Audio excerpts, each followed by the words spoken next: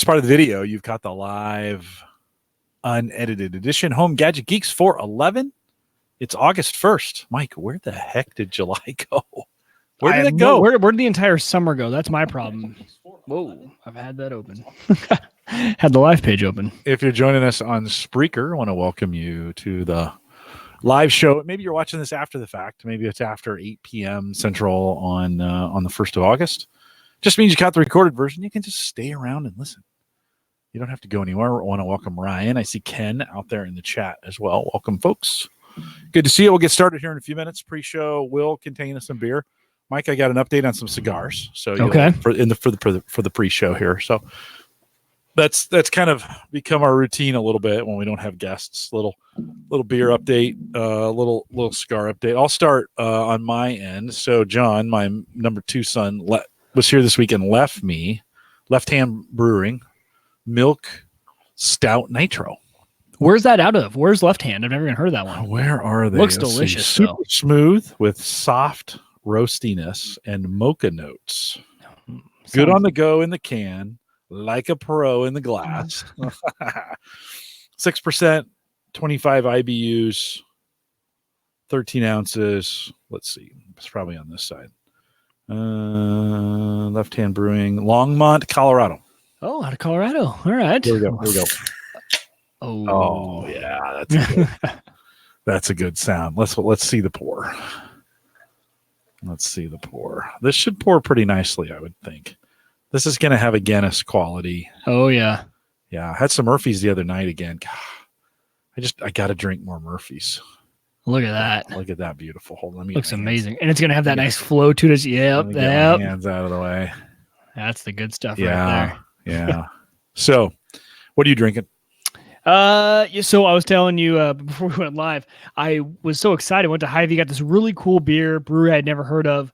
But I did that over lunch and I left it in the work fridge. So I had to go back to what we had at home, which was some Michelob Ultra Pure Gold. Well, you have it up. Not bad. Cheers. Cheers. Boom. Cheers right there. Right. Yeah. Wow. How is it? Dreamy. Yeah. It's got a little Does bite. It taste like a Guinness? Yeah. Okay. Not quite the licorice bite that you would get. You know, Guinness has got that kind of. I think it's like a dark licorice. Yep. Hold on, let me get another swig. Yeah, it's like a milk stout, kind of bitter. Okay. Oh, really? Yeah. Okay. Got a little bitterness to it. Is that head on it nice like a Guinness? Oh, yeah. Taste it as you drink it. Uh-huh. Oh man, that sounds so good. Yeah, that's pretty freaking great. Did he get that locally? Did you find it here? I think he got it at Hy-Vee. Okay. Hy-Vee has such a good selection. Oh yeah. Yeah, the beer guys over there. They kind of know their stuff. They do. And wine. They have really good wine over there as well. He also got, and I should have grabbed a can of it. He got some other beer, some other exotic stuff. So that's pretty cool. He brought it over, put it in a cooler, his own cooler, and ice, and put it on ice. I was super proud of him. I'm like, and we didn't even say bring beer. He just brought his own. He just brought his own, put it in a cooler, left it. I was like, dude, yes. Thank you. So I was super happy about that. And then time to restock the humidor. So I am down to, by the way, I'm using a site called StogieRate.com. And they have the ability at StogieRate.com. If you create an account, you can log in and keep track of your cigars on their site. So it kind of creates, because I've got the cigars between two humidors and I've got some in one of those acrylic cases. Yeah. It'd be kind of nice to kind of keep track. I have 20 some cigars left, but I thought it was time to buy some more. And so I picked up some new Javas, which have quickly, Drew Estates Javas have quickly, they're infused, and a lot of people are like, oh, they're flavored, whatever. They're super delicious, and they're really a hot cigar right now. You can only get on Thompson's, you can only order 1 pack at a time right now. So some Java, and then they also make a Java mint, which I'm not particularly, the mint in the cigars I love mint in my coffee. Yeah. Not in cigar? Not in the cigars. Okay. No, that hasn't been something I've been getting into. But they have a new Java Red, which is kind of a darker, robust kind of flavor on that. We haven't tried those yet, so I'm going to pick those up and have to do that one with you. So does this site allow you to rate them as well, so you can kind of remember what you like and don't like? Mm-hmm. Okay. Yeah, yeah, no, I've talked about this before, but I like the Tabics. So those are another Yeah. Drew Estate Tabic, and I picked up some of the darks. They have a dark and a light wrapper ones, and then I tried a new one, a Nub Nuance 460 triple roast Sumatra, which is like a double coffee. It's like a double shot of coffee. It's really flavored, coffee flavored, but they're nubs, so they're only 40, interesting. And thick or 40. pretty thin? You know, they're pretty. I think they're 50s. Okay. Wow. Hold on, let me look on that. Evening, Joe. They are only 4 inches, but they're 60 gauge, so they're pretty good size on those, and they're called cafes. So 4.5 stars. Thompson's, since I bought 5 4-packs, I get them for $23 each, and shipping is free, which is kind of cool. So I got some new stock coming in. Ed, you and I need to get together at some point and put together that the cigar Ed sent is pretty serious. Like it's going to be a 2-hour ordeal when we get together. Really? They're nearly 7 inches, and I think they're a 60 gauge. So like it's a good. Makes your arm tired. You just gotta kind of prop up your arm as you hold them. You know, it's a good little deal there. I like that. I'm excited. We got a chance to meet. I met with Edward. He came over. I thought he was you actually on my cell phone last week at the show. Remember I said, hey, I'm going to get together. I'm going to go to Havana. So I get this text on Friday, and Edward's like, hey, you guys, I thought it was you.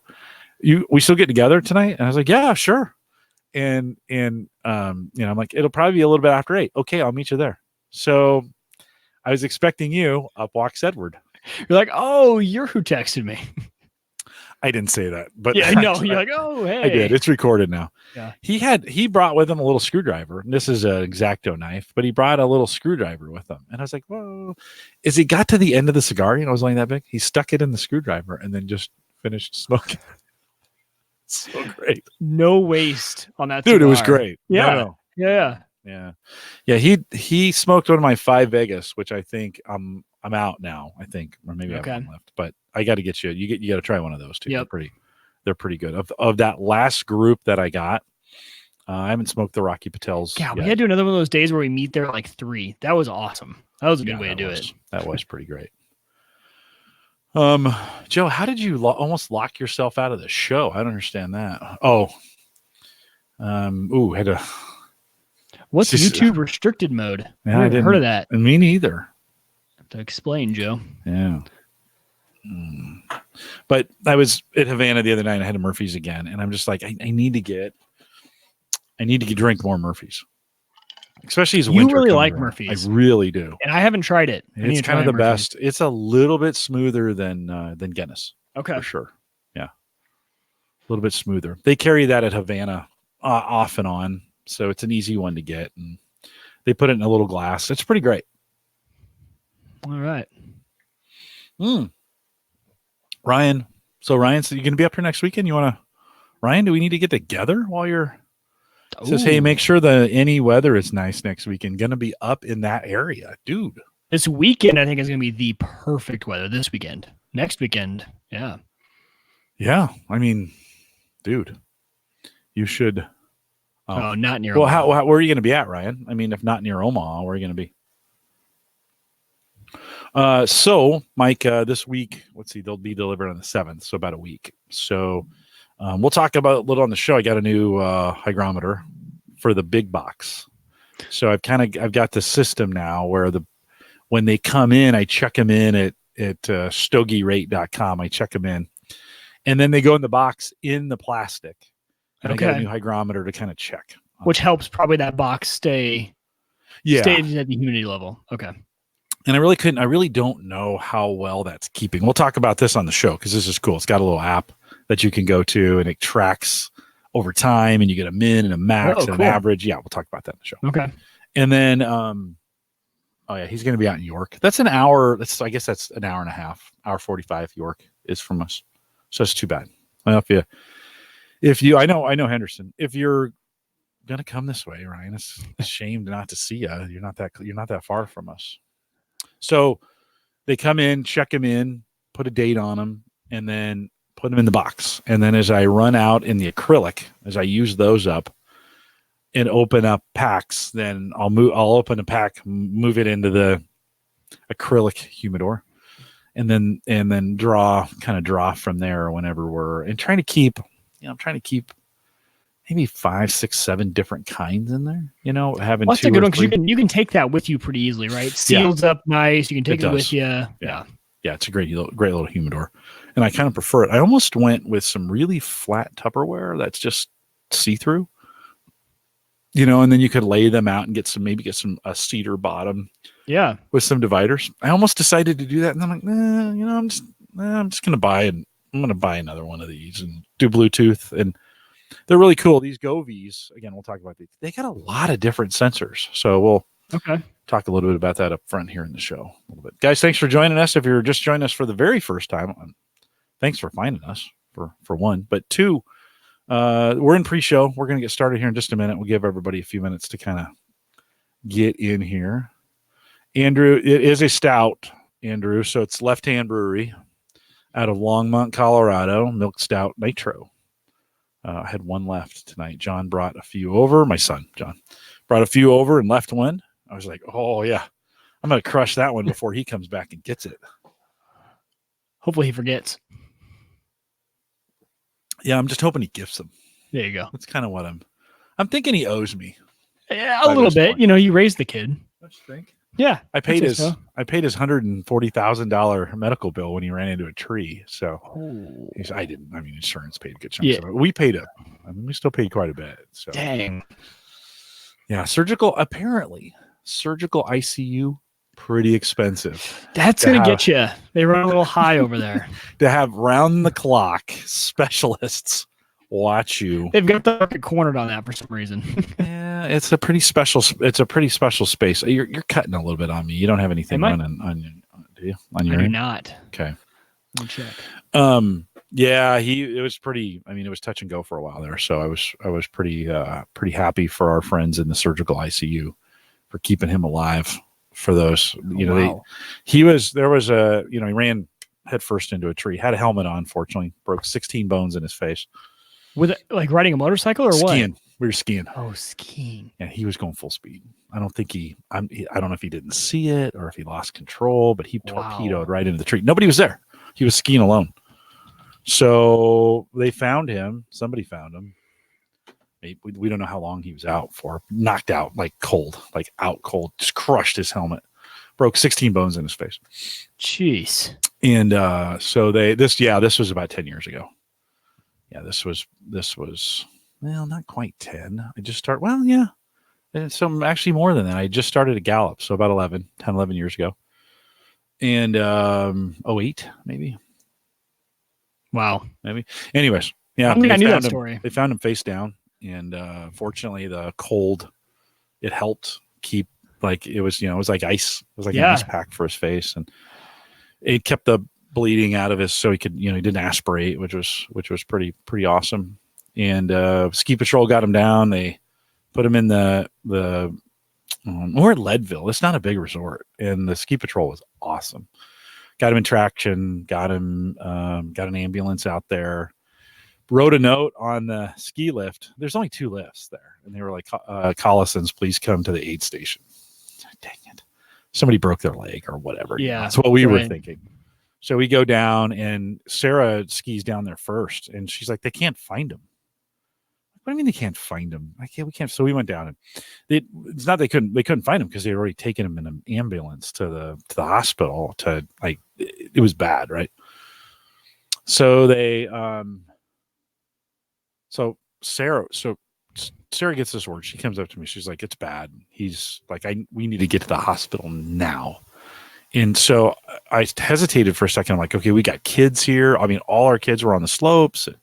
We got kids here. And a guy says, "I can take you." Like, what? Like, this out of nowhere, this guy is like, "I can take you." And we're like, "Oh, okay." So Sarah jumps in the truck, and this guy hauls ass over to it was a local guy, 4-wheel drive truck, hauls ass. It was snowing too. Hauls ass over to the hospital, and she comes in. The scene is he's on a he's on a gurney, and there's like 10 people in the room, and they're pulling, all she says is bags of things are flying up in the air as they're tearing open, tubes to get inside him, and all that medical It's stuff. gotta be so scary. So she's freaking, and they are, they're getting ready to transport him. They've paralyzed him, and they're gonna life flight him, but then the weather's too bad, so so an ambulance comes up, and $4,000 ambulance ride, by the way, from Leadville to Denver. It's $4 a mile, something like that. $40 a mile. It's like printer ink. It's like gas. They use printer ink for gas. No kidding. Yeah. So we get him down to Denver, and they're like, okay, he has 2 subdermal hematomas, and nobody lives when that happens. Like it's bad. It's really bad. And we're monitoring the pressure in his brain. And if it gets to a certain point, we're going to have to open it up. Yeah. To relieve pressure. I'm just freaking out by this point. Like, I'm like, oh, yeah. my God. Oh, my God. So, yeah, my brother comes up. I mean, we're kind of like preparing for the worst at this point. He's 16. Yeah. No, 17. Like 17-year-old, senior in high school. And you're kind of preparing for the worst. So the doctors are like, hey, why don't you guys go get some rest? We got this here. Like, it's not comfortable here. Go get some rest. We'll call you. If anything, we're going to monitor the pressure. It's looking okay right now, but we'll call you. They had a bolt, kind of screwed into his head measuring the pressure, which is crazy. It's crazy, right? That's crazy. Yeah. So we of course we didn't sleep, and we went back to the hotel, and about 5, woke up, go back. He's got the tubes pulled out. We're like, what? That's either really good or really bad, right? Yeah, exactly. Yeah. He had this like grapefruit size, lump over his eye when we brought him in that night when we saw him in a cut on the eye. He probably turned right, like the last just before he hit the tree. Yeah. Had a little cut right there. Bump is gone. Cut is like we could almost watch it healing. Like it was the craziest thing I've ever seen, Mike. I was like, did we go through a time warp or something? Like, what happened here? And they're like, well, in the middle of the night, the pressure stopped, and then it dropped, and we were like, so we started pulling things. We started having him breathe on his own, and started bringing him back, and they're like, the pressure went down. We don't know how to explain it. This doesn't ever happen. And this kid healed. You're supposed to be in rehab for 4 weeks. He spent a weekend in rehab, and then they were like, I think he's ready to go. And so he's fine. Still has he had a lot of blood in his brain, which is because you kind of wonder, were the doctors faking this thing? Were they like making this a bigger deal? Because when they recover that fast, you're like, okay, you told us he was going to die last night. And then now it's like, oh, he's great. And I didn't believe it except for 2 things. One, the blood, he had so much blood on his brain for about 8 days. He had no reason. So he didn't laugh, didn't smile. If you told him to jump off the building, he would. Like there was all those receptacles on the front of his brain. So the nurse was like, hey, you could take him to the shower. And I said, hey, John, you want to take a shower? He goes, sure. And he just gets, literally drops his clothes. Oh, yeah. just like, and he's a super modest kid. So he just drops his jeans. Like, I'm like, whoa. I gotta say, wait. I gotta give you these very specific instructions, right? And so that and the facial guy came in and goes, he still has 16 fractures in his face. Like, I want to show you this. I goes, he should be in a lot of pain, and he's not. Like, he was like, no, it feels fine. Really? And no he pain meds or anything. Broke this cheekbone right here, and that one overlapped a little bit. That one didn't quite. Okay. And they were like, well, we could go in, up here and tap it back in. But they were like, let's just leave it. I think it's going to be fine. And then he's like, fracture. That is insane. So I was like, yeah, I know, it's crazy. Wow. It was a crazy deal. But, it was amazing. That thing was amazing. I was glad I worked for Gallup at the time. My boss said, just take as much time as you need. We got this. You're good. We got this. And then they sent 2 boxes. They thought he was going to be in rehab for a while. So they sent boxes of comics, Play-Doh, Yeah. Legos, just things in case he needed to get his motor skills back. Yeah. Yeah. So it was super cool. That's It was amazing. super. It's an amazing story, but yeah, that kid, yikes. And which son was that? John, my number That was 2. John. Okay. Yeah.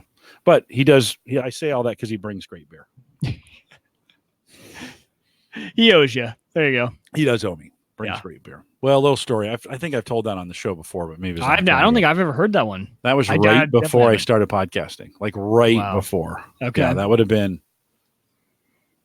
maybe the year before.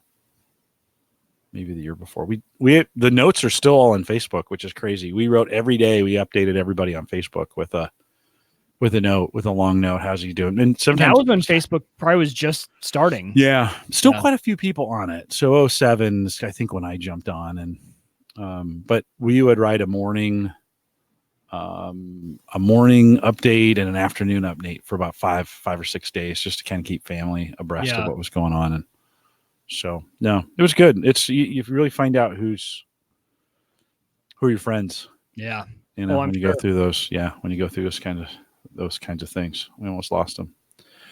All right. Andrew says in chat, that's when a supportive boss makes all the difference. Yeah, this is like how you know how good of an employer you have, when they're like, just go. And then we had a gal actually go through all the bills with me at work. She's like, bring them all in. And I brought them in. She brought them in, made sure they got coded right, and they were. And we're self-employed, we're self-insured, so it was to our benefit for the organization to look at them. But right. She was still, that was really, really helpful. Like, okay, this didn't get coded right. We need to watch for this. Let's just make sure this gets paid for. So, yeah, it was amazing. It was just amazing to watch this kid heal. We called him Wolverine for a while because he healed so freaking You could almost fast. like you said, you could almost like watch it like right in front of you. Yeah, wow. I swear to God, you could see that his eye heal up. And it's crazy. The cut was right on the corner, and you think, man, if that had it, I think it was because of his glasses. And that could have damaged his eye for forever. Oh yeah. So, guys, if you're joining us in chat room, this is normally a tech show. Not sure why I went down that path, but I did. So we're going to get started here in just a second. So, all right, let's do this thing. Let's see here. 411. All right. Let me change this. You good? I'm good. I'm feeling good tonight. I don't know. Yeah. All right. Yeah. I wasn't when you called, but like, I don't know. Maybe it's the nitro. All right. Good. Whatever it is. We'll call it good. Here we go. This is the Average Guy Network, and you have found Home Gadget Geeks show number 411, recorded on August 1st, 2019. Here on Home Gadget Geeks, we cover all the favorite tech gadgets that find their way into your home. News, reviews, product updates, and conversation, all for the average tech guy. I'm your host, Jim Collison, broadcasting live from the AverageGuy.tv studios here in a beautiful Bellevue, Nebraska. Mike, I don't know what's going on. I'm not going to ask too many questions, but we have strung together a couple really nice. I mean, I think last week we were talking about nice days, right? I mean, has it been a week and some change? A week and some change, and I think it's going to last into the weekend. Just that perfect, 70s, 80s, no humidity. It's been gorgeous. We've been outside as much as we can. Yeah, no, last Friday I had a tree guy come take down some trees for us. And part of the deal was that he was a buddy of mine. Part of the deal is I would clean up the limbs and stuff. And I bought a grinder, I bought $100, $200 grinder, or chipper. Yeah. So I was thinking, this won't be anything. I got a third done in like 4 hours. I'm like, oh, trees are always way more cleanup than you think, right? Yeah. Helpful to have a chipper. And I've got some landscape that I'm working on as well. And so I have plenty of projects. I'm kind of looking forward to the fall so that I can get out there a little longer than the really hot days. My neighbor came out. I was working, digging, and he was like, "Are you trying to kill yourself? Is that what you're trying to do?" So, well, anyways, the weather's been beautiful. Well, thanks for joining us tonight. Of course, you can catch world-class show notes. What you want to catch tonight, or we're going to talk ham radio tonight. I've got a little review of a Govee humidity and temperature sensor we're going to talk about. All the links to that will be out there, but also the transcriptions are now out there. So if you want to go out there and just search on that, you can do that as well. They're all posted in show notes. Go to theaverageguy.tv /HGG411. one. You can also catch us live on the mobile app every single week if that's what you want to do. HomeGadgetGeeks.com. Just download an Android, iPhone. Even if you don't normally do it, have it on your phone. So if you're traveling on a Thursday night or you just need to stream it for some reason, it's available. It's free. Download it. We thank our Patreon subscribers for helping us pay for that each and every year. And so we've done that for a while. And we thank you guys for doing that as well. And then don't forget, join us in Discord, theaverageguy.tv/Discord. And if you still want to join the Facebook group, and Mike, we had somebody do that this week, Facebook.com. No, let's do theaverageguy.tv/Facebook. We'll get you. No, there. /Discord. Well, the Discord, but the Facebook. Oh, you can still join us in Facebook if that's what you want to do. Yep. Yeah. So either way, that will get you in there. Couple things before we get started. One is, Mike, I've been, I get contacted about twice a week from, hey, we want to do guest posts and we'll pay you. And I really don't want any of that because it's just garbage. In most cases, it's not unique and it's not even really good. And I'm just not interested in that. But I've had a couple reach out to me that I've been working with a little bit just to get some interesting, different content. I'm not writing it. I'm not changing it. I'm letting them write it. But we've had a couple guest bloggers in the last week or two put 2 articles out there at theaverageguy.tv. One, how to manage kids' screen time, which is super cool. So if you're got kids, you have young kids. I know, Mike, you do. You probably don't have to deal. Do you guys deal with screen time very much with your kids? All the time, actually. Yeah. I mean, it's shocking how young they are when they start nowadays.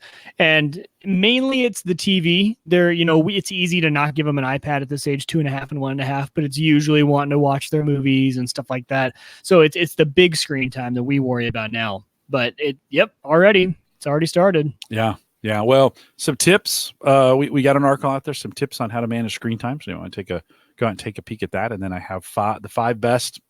Best is maybe too strong of a term.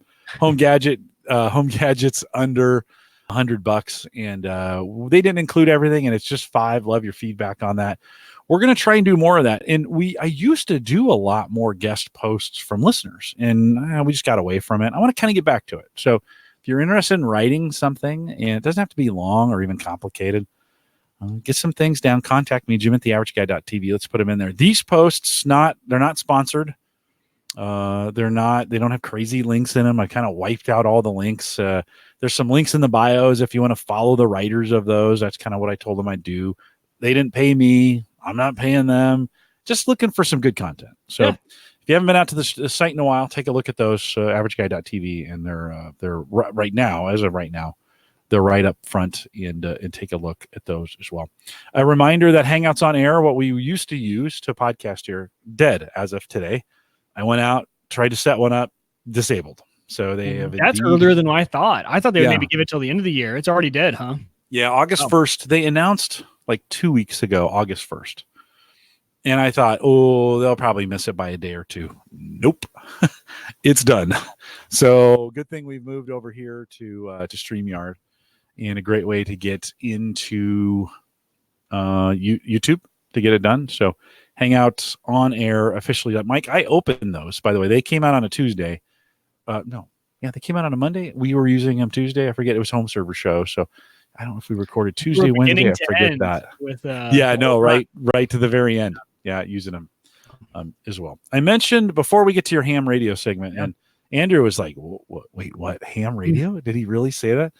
Yeah, I did say ham radio. We're going to talk about that here, Mike. We kind of teased that at the end of the show last week when we had Edward on. By the way, huge thanks to Edward for coming on and just kind of updating us on cryptocurrency and the blockchain and all those things from his deck. It's super cool that he could do that. If you haven't done that, by the way, if you think it's about Bitcoin, you're wrong. Like if you just haven't listened to it, you're like, that Collison guy and Bitcoin, blah, blah, blah. No, I mean, we talk a little bit about Bitcoin, but I wouldn't say it's a Bitcoin dominated show. Would you, Mike? No, definitely not.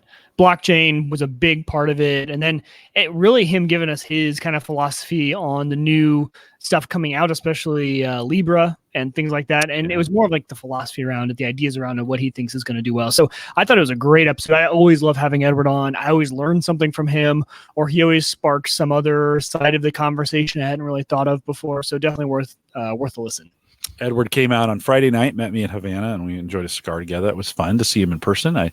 We do a lot of this, but don't always get to meet in person. And so appreciate Edward coming on, and thanks for doing that.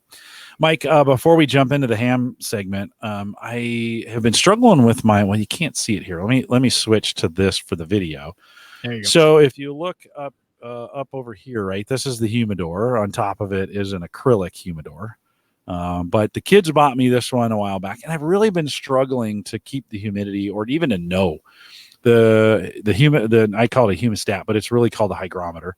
That's on the front is not reliable, and I kind of screwed it up when I got the thing new. I kind of glued it in. I tried to seal it, and I messed it up pretty bad. So I've been trying to figure out, like, how do I want to do the humidity in there? And so early this week, I think Monday or Tuesday night, I thought, I should just get a Bluetooth hygrometer, temperature and hygrometer. Now, you can use these. A lot of folks use them. Here's what's GoVee is the name of it, GOVEE. They have a whole ecosystem. Pretty small, by the way. Here's that coin, right, that Ron made for us, and here's the hygrometer. So, yeah, pretty small, right, when you do it that way. How thick is it if you turn it up on its side? Okay. Not bad. It actually looks pretty much like the exact size of an Ecobee thermostat remote sensor. Almost exactly the same. But it's the same box, just to be honest. I bet it's actually the same thing. It does humidity and Yeah.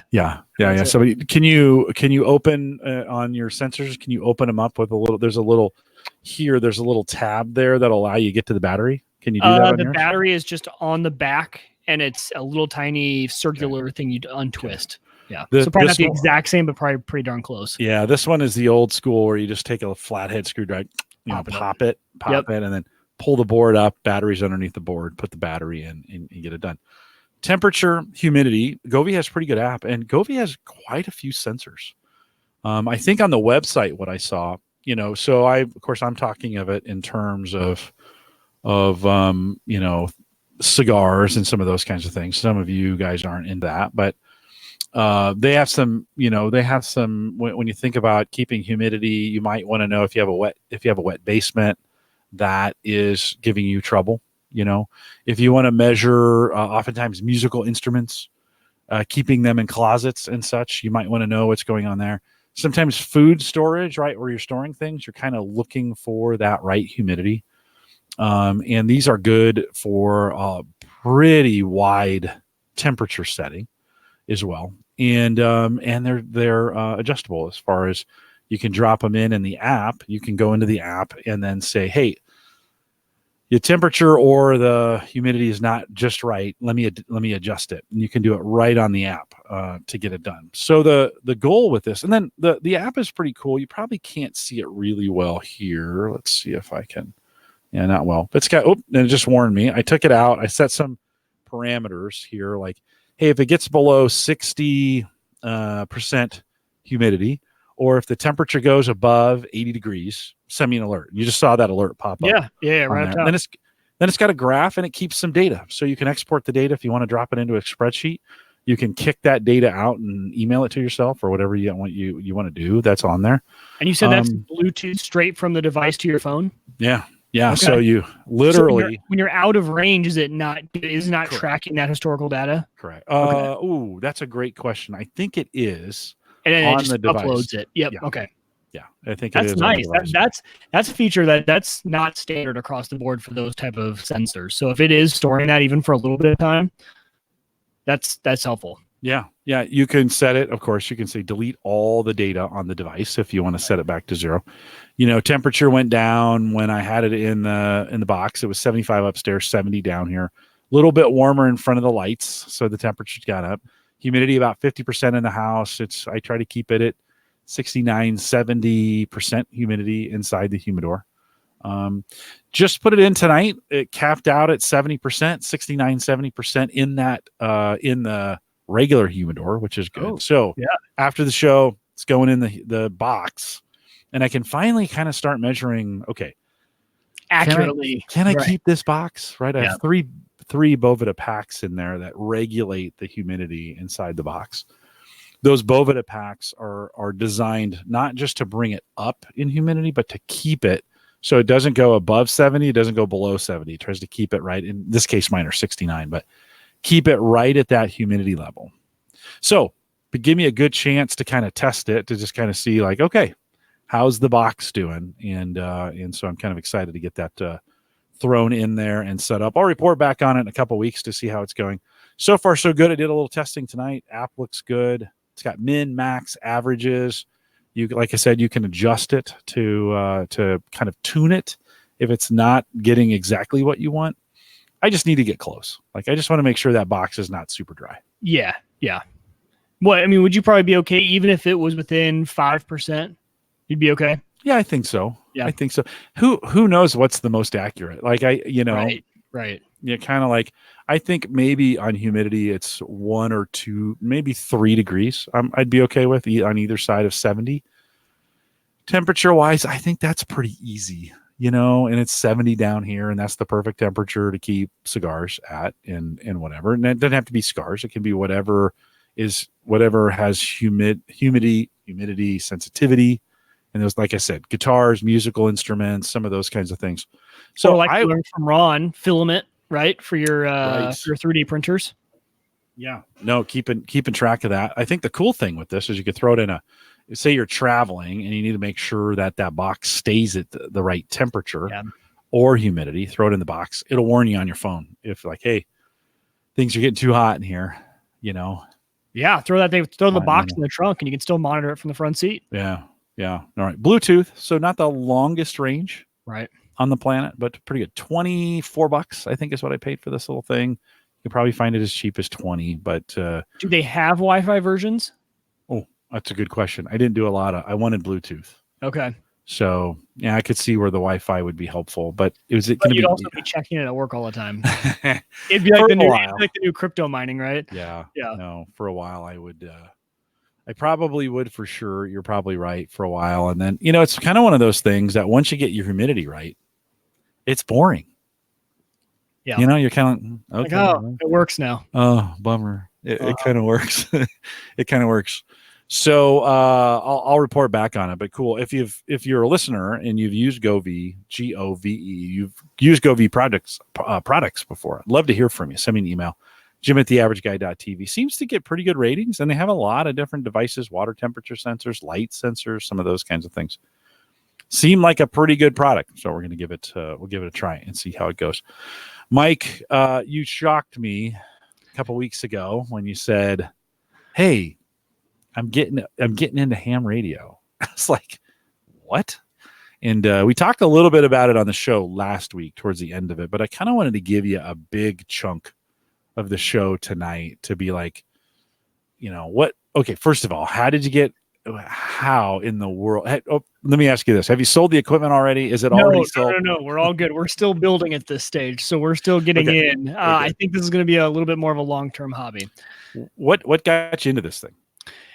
So, for you guys who don't know, I'm a kind of an outdoorsman too, tech and outdoors. So I'm a big gun guy, love shooting. Even on YouTube, watching a lot of like gun tactics, home defense, those sort of videos.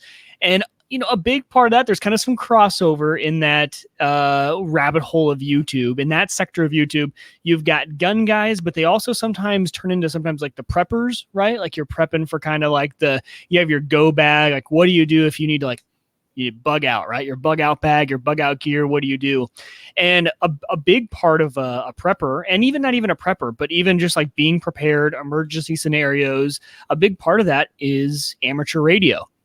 And so one of the guys I was watching, he actually just did a fun video where he was learning about it for the first time. So he went to a guy who was kind of a pro amateur radio guy, had been doing it for years and runs it as a business. And he was, okay, tell me about amateur radio. What is it? I didn't think people even use this stuff. Like a walkie-talkie, like the thing I get from Cabela's, is that the same thing? And that video kind of was like, man, that's kind of interesting, because they got just technical enough.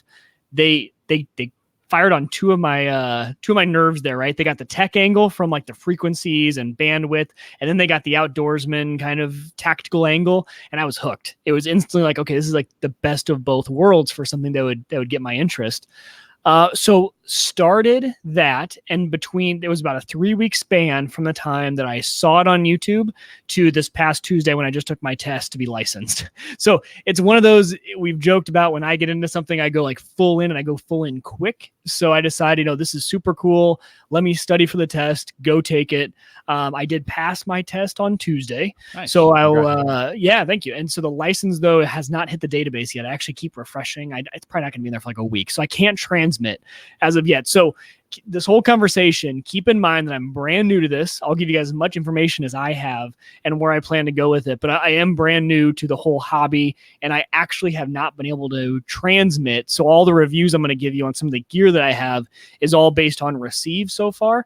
And the fun part about this, though, is it's a hobby that I'll slowly add to over time. And over time, I can give you guys updates on, some new gear I'm testing or how the transmit works for all this stuff. But getting into it was a whirlwind. And what I did was, so I started watching these videos, and me, I had to get a radio like second day. So I ended up ordering it, and it's actually been nice though, because with the license, you can't transmit, but you can receive all you want. So running the radios and listening, you can sit and listen. So it gave me a good 3 weeks to really get to know the radio, watch. I mean, I don't even want to admit how many hours of YouTube and reading articles I have done, because it is one of those hobbies that for this audience, the people that listen to this podcast, if you guys have not gotten into amateur radio, this is almost like a warning. This is almost like crypto, right? Because it is a rabbit hole that you can go down,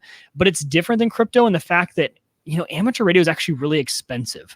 I'm going to show you guys tonight how to get into it affordably, but that only scratches the surface. And to really get into some of the really cool parts of amateur radio, you have to shell out a lot of money. So it's one of those that you're not going to be able to get in and get out real quick, because you're never going to experience it. And usually these guys who have done it, most of the guys you're hearing on the radio are a lot older, right? Because it takes a lifetime to really, it's a whole lifetime hobby. You're constantly tweaking, tuning, learning.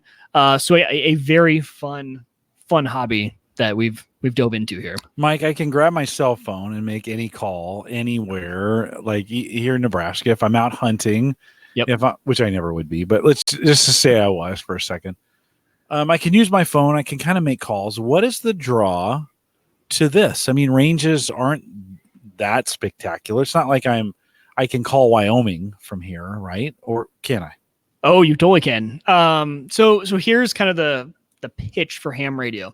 So ham radio, they say, when everything else doesn't work, ham does. That's kind of like they're saying. So your cell phones, your computer, they are relying on the grid being up. Think about it. If your cell phone tower around you goes down, your phone is useless. I mean, yes, it has Wi-Fi, but if the grid is down, your connectivity, that phone cannot make any calls to anyone else if you don't have internet connection or cell service. So that's down. Whereas ham radio, it's kind of like that peer-to-peer, right? So as long as me and my buddy are up, if we have our handhelds out, and usually the repeaters, which we'll get into in a second, it's kind of like creating a network for shorter range radios. Those are usually running on backup power, because ham is what we are using in emergency scenarios. Ham's also what they use for storm trackers. So a lot of times when you're out, you're not getting service when you're doing storm chasing and things like that. So there's Skywarn, which is a network of ham radio operators. And in each local area, they have what's called a net. And during storms, they'll all get on, and all the people out in the field are reporting back to a central guy on ham radio, because they're just going to work. There's no network you're relying on. And then you did hint at it, which is the distance. Depending on which side of ham radio you get into, and we'll kind of get into the different bands you can do in a little bit, you can talk all the way around the world. I mean, you could be talking to India. You can be talking to Germany from your house with an attic up on or with an antenna up on your roof. So the possibility, the range is absolutely insane on who you can talk to. And that's where it really gets fun. So the other pitch for it is, it's kind of a challenge. These guys see it as, okay, so there's these things called contests, and they'll do them on the weekends where you have to contest to see, hey, can I hit all 50 states? Can I hit, what countries can I hit? And you're doing it rapid speed. You're tuning the bands, going to different bands, seeing if you can contact someone. So you're literally just saying, hey, this is Mike, essentially. The other guy's saying, hey, I'm Jim. Okay, I'm in Germany. I'm in Nebraska. Cool, thanks. We got it on it. We logged it, right? You log that contact, and then you've logged it that you spoke to some guy in Germany. So there's the whole game element. And then it's just a ton of fun because this is one of those things where you can homebrew your own gear. You can make it at home if you want. You can buy it. So there's a whole ecosystem around radio. And ever since, kind of World War I, World War II era, these things have just become really popular with guys at home because it's a way to communicate.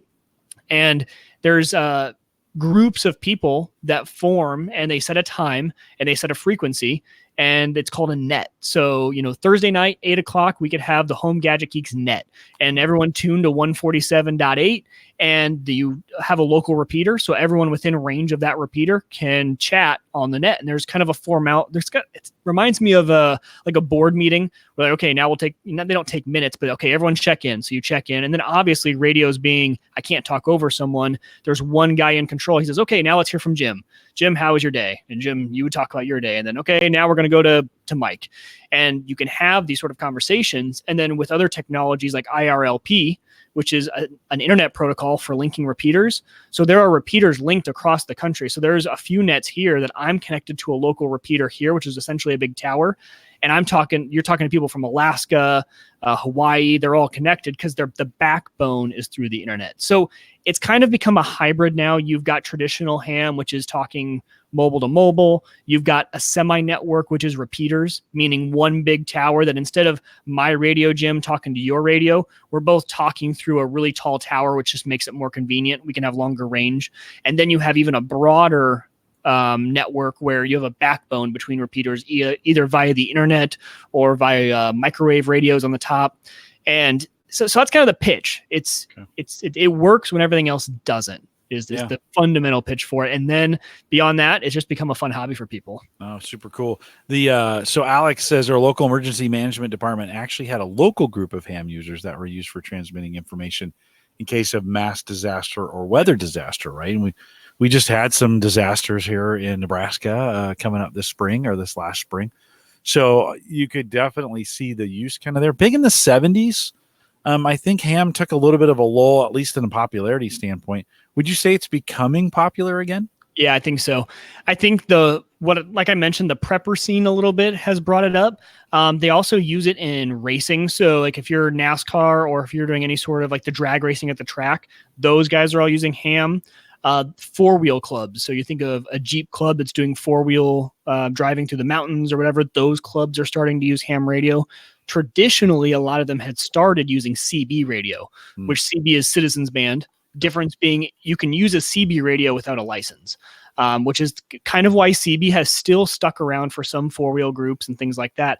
But the range is extremely limited on a CB radio where, my radio, I can talk to people a few miles away, whereas a CB, you're getting a few blocks, maybe half a mile. So the range is a little bit different. And there's also not the repeater network, and there's just not as developed as ham. So I think people started with CB, and I think now ham has become kind of the standard. When you ask people, I think West Coast has adapted ham more than the East Coast has. If you're looking at simply for mobile uses and things like that, on the East Coast for four-wheel groups and cars and trucks, they're still using CB quite a bit. West Coast has moved primarily to ham radio. I mentioned at the end of the show when we were talking about this last week, I was a big CB guy in the early 80s. It had gotten really popular. We played this game, super fun game. What do we call it? Queue Up, I think is what it was called. So one person, you'd get about 15 or 20 people together, and one person would drive somewhere. In CB radios, 1 to 15 miles is kind of about what the distance on those is. So 15 would be pretty generous. I'd be stretching it. Yeah, just to be honest. In California, when you have mountains, that makes sense. If you're talking if someone's high up and you're low, Nebraska, you're not going to get that range on a flat. But yeah, I mean, a mile probably, or few miles. Yeah. So we'd queue up, and then you would have to use the meter on your, on your CB radio to find the person. So the stronger the signal as they're keyed up, you'd go into one of the higher channels, maybe like 30 or 40. You would so you're not stepping on people, but then you'd have to find them using the meter. And of course, the better your meter was, the more accurate you could be in finding them. And you'd just drive around trying to triangulate and find out where people were. And then we would flip a channel down if we wanted to talk as a group. So flip a channel down, everybody would talk, mostly taunt each other. And then we'd flip a channel up and you would go find these. Mike, I found it very, very fascinating. So I did the CB radio. You're doing ham. What if I was, so just say, for example, by the way, I'm not, but just say, for example, I need ham radio like I need a hole in my head. But that being said, what would I need? How would I get started? So to get started, you kind of need to first understand the bands and how the classes of license work, and you can kind of decide how you want to go with this. Real quick though, I didn't know this. Andrew actually mentioned in the chat that related to what you were just saying with CB, apparently they do something very similar with amateur radio called a fox hunt. Yeah, same thing. CB calls it that too. Okay, cool. I've not heard that in 35 or 40 years. So now we'll have to look up that and see if there's any local fox hunts to see if they're going on here. Yeah. So real quick, let's walk through first of all what you need to even be a ham operator. And what you need to do is you need to go take a test. And there's 3 levels you can get. So you start out as a technician, then you can get the general, and then you can go extra. So when you first start out, when you go and take that first test as a technician, you're going to be you're not very limited. You're going to be limited in what you can use and what you can transmit on. So you gain more bands, more frequencies you can operate on as you move up. So first person starting out, you're going to go get your technician license. So that's what I went and got on Tuesday. So you go, you take the test, you study for it, take the test. It's a lot of like electrical components, antenna safety, things like that. Nothing too difficult, but definitely something I had to study for. That nothing I would have just been able to whip out if I went 35 question, multiple choice, no big deal. So with the technician, what you're allowed to do is you're allowed to operate in the UHF and VHF frequencies, ultra high band and ultra high frequency and very high frequency. So, and actually I swapped those up. VHF is actually lower than UHF. UHF is the highest.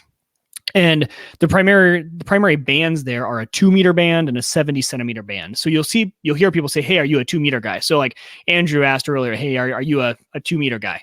And yeah, so the 2-meter bands are what I love to work with. So that you're looking at like 144 megahertz, like right in that range, 144, 147, 148. Right around there. So that's the frequency you're going to use. The quick equation, just if you guys want to know, if people are talking bands and you're like, I don't get what is a band compared to frequency, take 300, divide it by the band, and you've got the frequency. So 300 divided by 2 meters gets you 150. Your frequencies are right in the 150 range. So lots of people talk about when they're talking about bands. So when you have that technician, you can operate in the 2 meter or the 70 centimeter. 70 centimeters like your 444 megahertz frequency range. And those sort of frequencies, UHF and VHF, are more of your short range frequencies. Obviously, they're higher frequencies, right? So they're not going to travel as far, and they're not going to go through buildings as well. They're not going to propagate over the horizon as well. So you're going to be a shorter range. So what that means is, obviously, if you're going to go radio to radio, we call that simplex. If you're going to be doing simplex channels, Jim and I both have a radio. We're standing there and we're trying to talk to each other. You're going to be limited in range. But the great part about the 2 meter and 70 centimeter bands are that there is a network of, I shouldn't call it a network because they're each individual. People have put up repeaters all over the country. I mean, I think in Nebraska alone, there's probably hundreds of these repeaters. And what a repeater is, think of it as an antenna that someone has a very good spot to put it really high up. So the higher up you get these antennas, obviously, because all radios are line of sight. So it's, hey, can I see the other radio, especially UHF and VHF, their line of sight. So if someone has a spot where they can put an antenna up really high, you can get a lot more range. And obviously, if I can see that, then it doubles my range because then I can see anyone beyond the repeater is going to be able to access it as well. So you have these repeaters that you can access. So in Omaha, even there are probably 13, 14 repeaters around here that you can access, and you plug it in to your radio, and with a repeater, the repeater is listening on one frequency and transmitting on a separate. So your radio knows, hey, when I'm listen on one frequency, but then when you press the PTT button, when you want to talk, it switches to a different frequency because that repeater is listening on it. So that's how you're gonna be operating. So with that being said, so when you're a technician, those are the only 2 modes you can operate. Once you move up in your class level, you can move into what's called HF, or high frequency. High frequency are the radios that we were talking about earlier, where you're going to be able to talk across the country, across the world, because you're bouncing it off the ionosphere. So UHF and VHF, those frequencies are so high that they punch through the atmosphere. And it's actually the reason you can use a VHF, UHF radio to talk to satellites. So you can actually talk to the International Space Station when it's come right over you. You can use a standard radio like this. This one can do it. You turn it like this so the signal goes straight up, and you can punch through the atmosphere, and you can actually talk and receive with the International Space Station with a radio like this, which is great for things like that, but it's awful for trying to get long distance because your frequency does not bounce back to the unit to Earth. But with HF, high frequency, those are your 10, 20, 40 meter, 60 meter, 80 meter, and there's a bunch in there. All those bands, those are all high frequency, and those will bounce off, and you can really talk long distances with those. That gets a little more complex, and so obviously you need a higher rating, so you need to go take another test to be able to do that sort of stuff. So we won't talk about HF a lot tonight, mainly because I haven't done it, and I'm not even qualified to do it.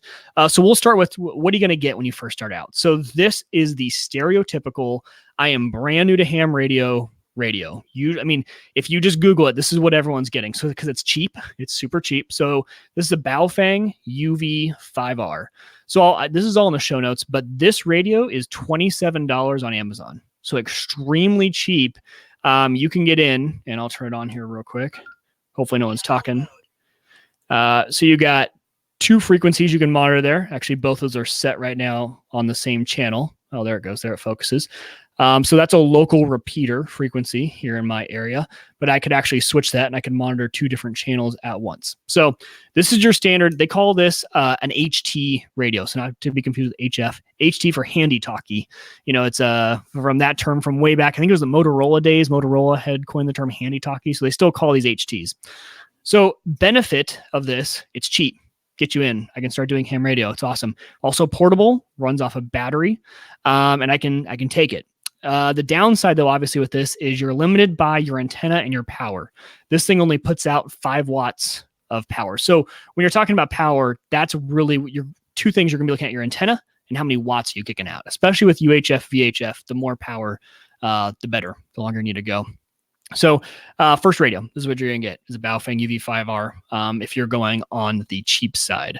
The next thing you're probably going to want to do is update the antenna. So these antennas just screw off. So this is actually an upgraded antenna. This is an expert power antenna, and I have the model number in the show notes.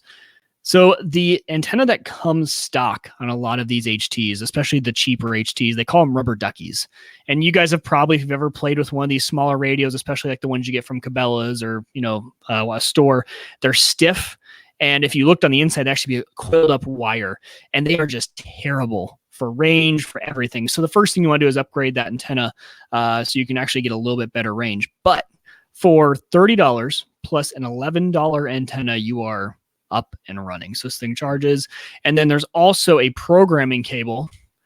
I'll show here. So this cable plugs into the audio jack. Definitely make sure you spend the $10, $15 to get a programming cable. This plugs into your computer. Programming it with a computer software, all your memory channels and stuff like that, is a million times easier. Most hams will tell you they don't even know how to program this manually, or they do, and it just takes forever to program a memory channel.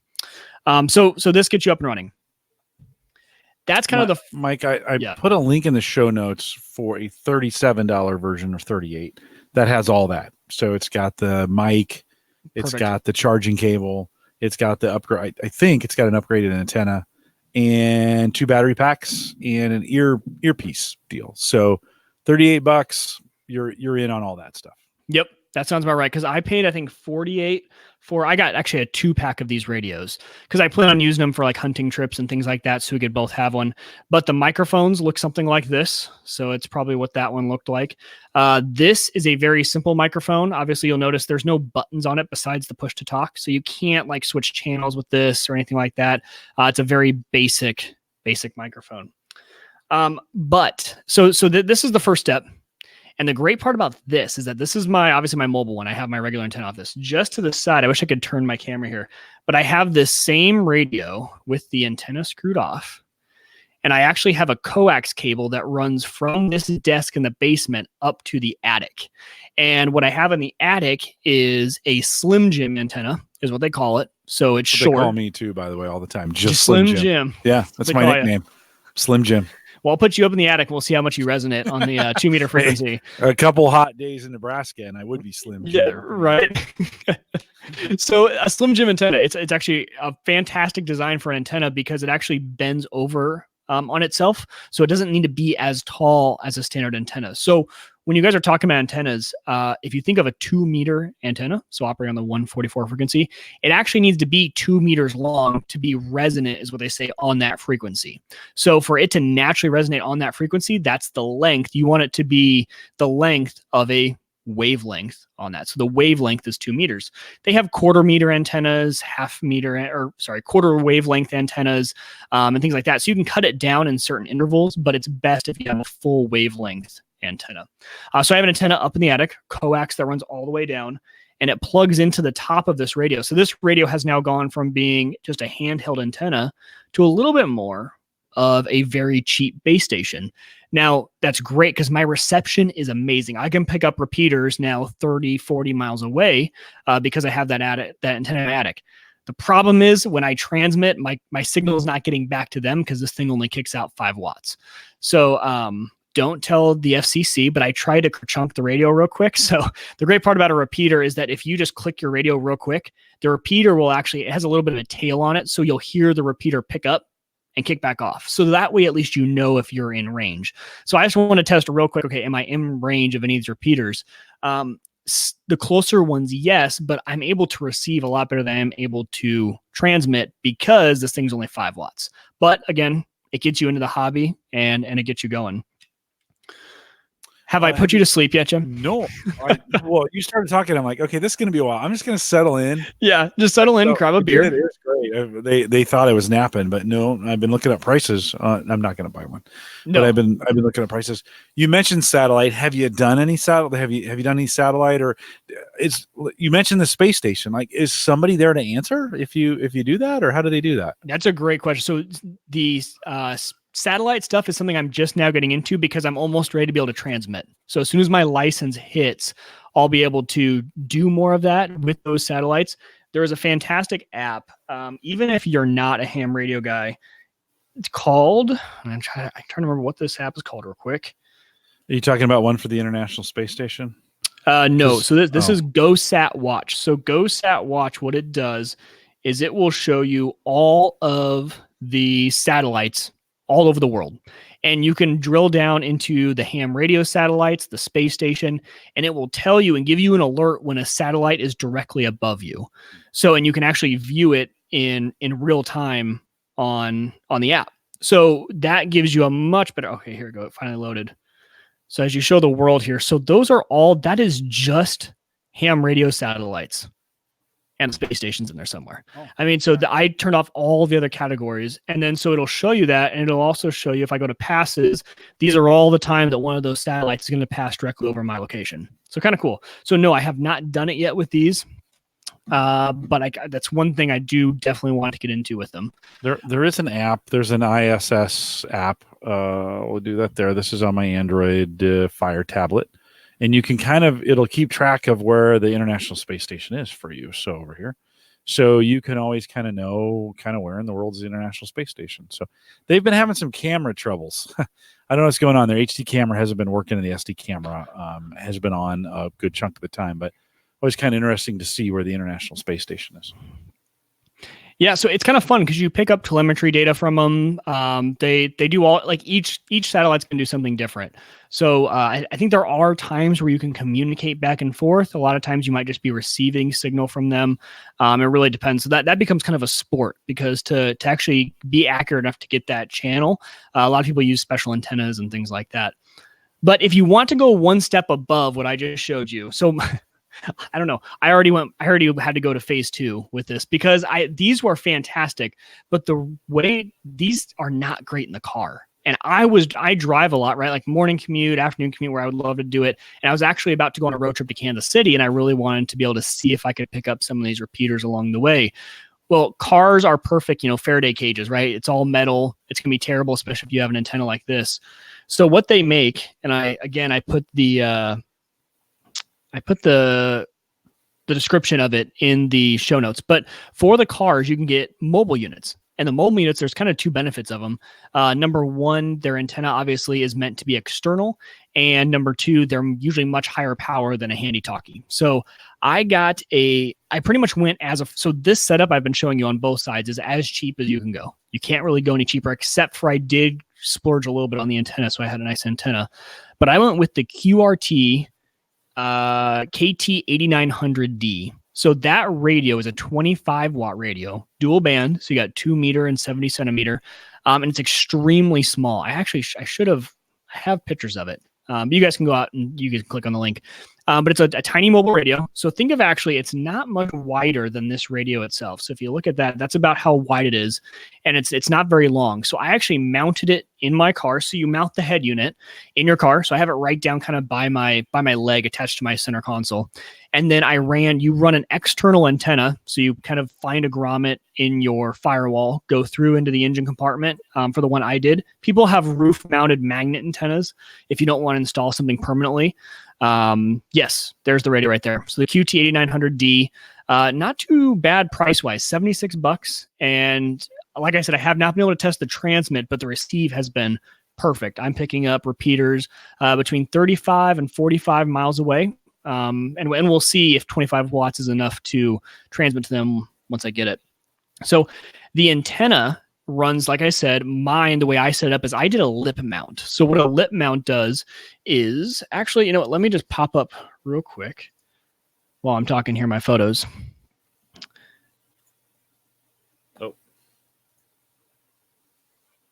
Okay, here we go. Share screen.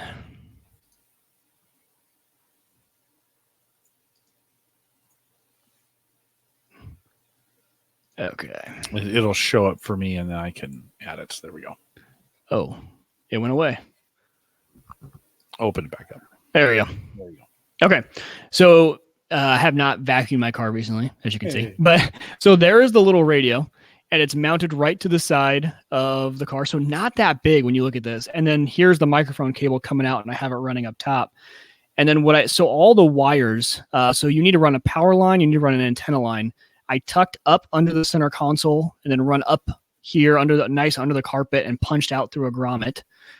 And then here is the lip mount antenna. So you guys will notice down here, this is actually lipped. It's connected right to the hood, right to the side of the hood, essentially. So what's great about that is as you lift the hood up, it doesn't hit the antenna. It actually takes the antenna with it. And the antenna, the way it's designed, it actually doesn't hit the mirror even as you go up. So it's attached right to the hood.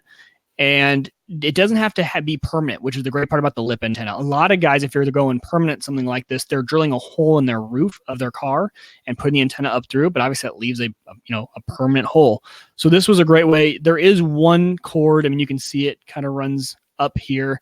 I have kind of tucked it down so it stays a little tighter, but you need to leave enough slack when you open your hood. It's not going to yank that cable too hard or snap the cable. So you'll have a little bit of slack. And then this antenna, you can actually see it's pretty tall. Luckily, this does fit. My Jeep is a shorter Jeep, so this does fit into my garage. I don't have to take it down or anything like that. And this antenna was one of the higher rated antennas. This is a Tram 1180. So you're looking at $32 for the antenna. And I believe the mount itself and the cable that comes with it, this is called an NMO mount.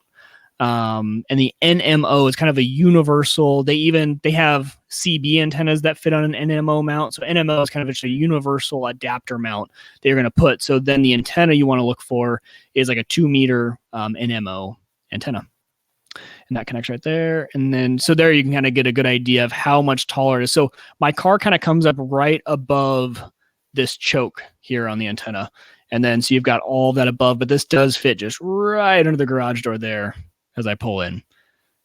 But, not too bad. It's not too gaudy. A little bit, obviously. You can definitely tell it wasn't factory from the car, but nothing too bad.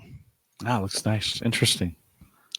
Andrew asked, dual band, 2 meter and 70 centimeter? Yep. So all of the radios that I've been telling you guys about tonight are going to be dual band. And I kind of like that. It kind of gets you where you're not having to pick one or the other, and it keeps it really simple for antenna purposes. So the Slim Jim antenna I told you guys about, a lot of people love J-pole antennas. So J-pole antennas are really cool. You can make them with copper pipe, pretty easy to make, or you can buy them online for pretty cheap. But the problem is they're only for one band or the other. So if you want to run the radio like I did down the basement, you're going to need to have two different antennas in the attic, which means two different lines of coax. And the coax, just a heads up, is not the same coax as you guys are used to for cable television.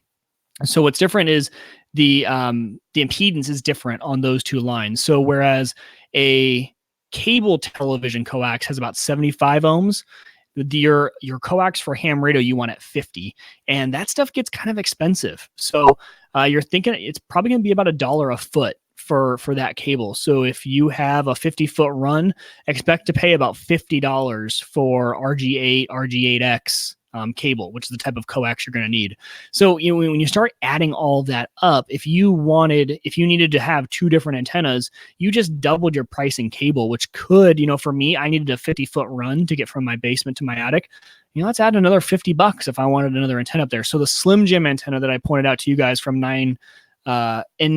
N9TAX, that antenna is a dual band antenna, which is great. One antenna does both bands. The chat room is thinking maybe your duplicati has taken over again. You got really blurry in there. Yeah, your audio is fine, and most people listen to this on audio, so I'm okay with it. But you can check that out. So you haven't talked with anybody at this point, right? No. So you're still kind of in setup mode. You're still in. And no DVDs. Yeah, Sarah's looking for movies. Renegade movies? Is that what you're thinking? I'm stealing them back here? No, I'm collecting all the Marvel. The kids are watching Marvel, all the Marvel movies. Oh, I don't know how. We apparently we don't own Doctor Strange. Or it's going to get bought tomorrow. So there you go. There you see what happens at the Colleton house when we're podcasting. So when you're just waiting for the license to refresh in the database, and then you're good? So that's what happens. You go take the test, and then as soon as your license hits the database and you can search it on FCC, then you have your call sign. So it's very evident if you're not licensed because you don't have a call sign to tell everyone. Oh, you don't have one yet. No, you don't get it until you get your license. Sure. So the rules with that is you need to say it at the end of every conversation, and then at least once every 10 minutes. So if you and I get on, I say at the beginning, this is K9TAX is that one guy's call sign, and then you and I have a conversation, and as long as the conversation goes below 10 minutes, we say at the very end, or if it's been 10 minutes, we say our call signs again. The general rule of thumb. That's what you do. Super cool.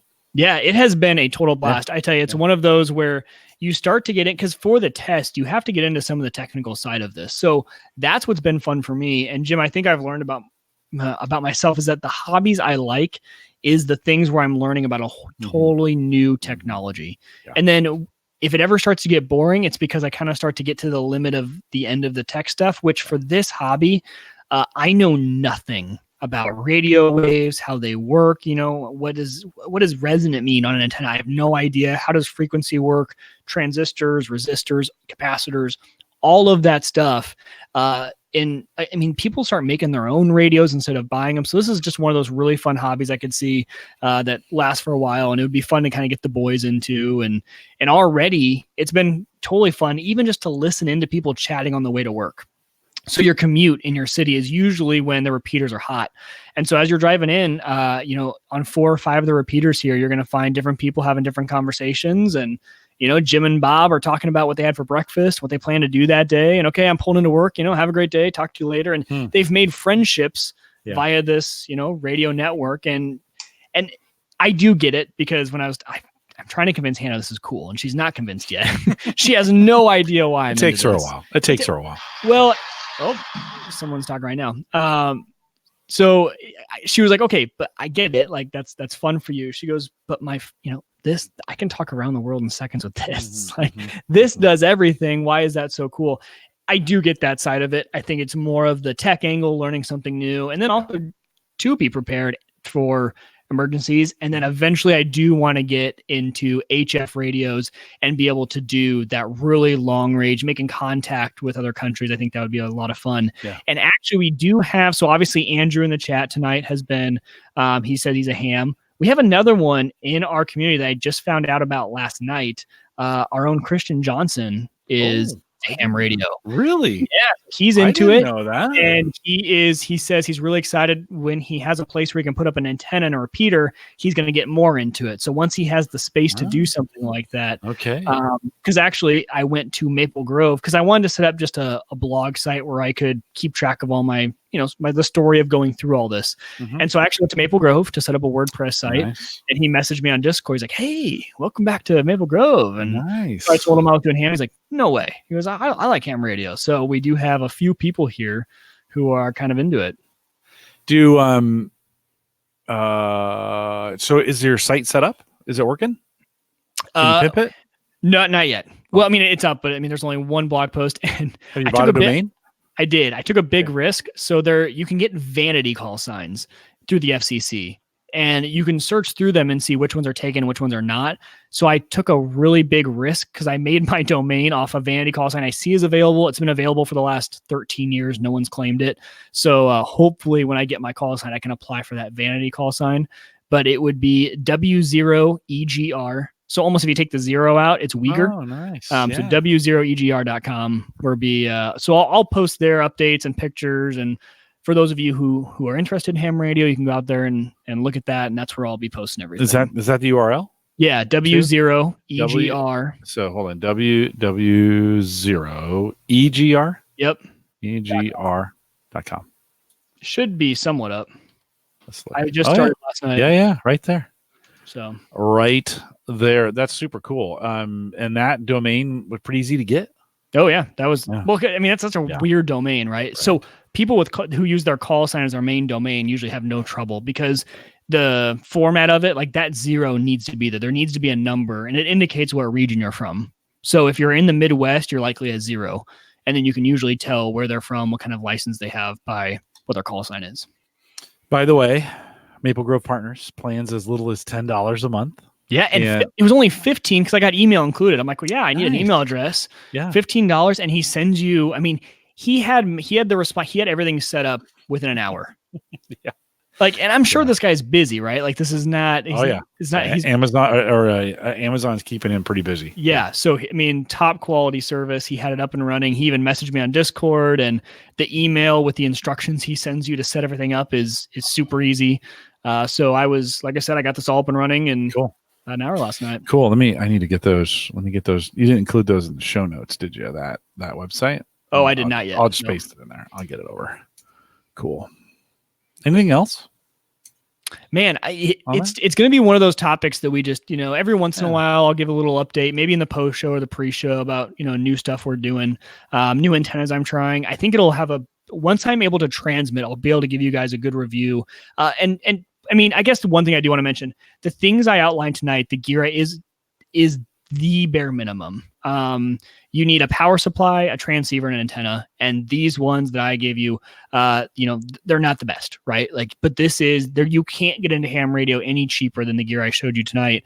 That's kind of the method I want to follow with this. Is let's start with the cheap stuff and see if it even works, and then kind of work our way up from there. So don't expect to be, contacting, foreign nations with the stuff I told you about tonight. But well, I think we may find listeners, Mike, that they'll come out of the woodwork. I have a feeling a lot of our listeners are ham guys and gals, right? Oh, I believe Don't it. you think? Yeah. It's been so. I've found other people in Omaha. I've been like, really? You're into this? And they're like, yeah, it's a fun hobby. And now it's kind of one of those, once you have a red car, everyone has a red car. Mm-hmm. Now I see everyone with a ham antenna on their car. I'm like, oh, there's someone who's into ham radio because they're way taller than the other antenna in their aftermarket usually. So I've been noticing a lot. And it was a lot of fun to go take the test. The guys were a fun bunch.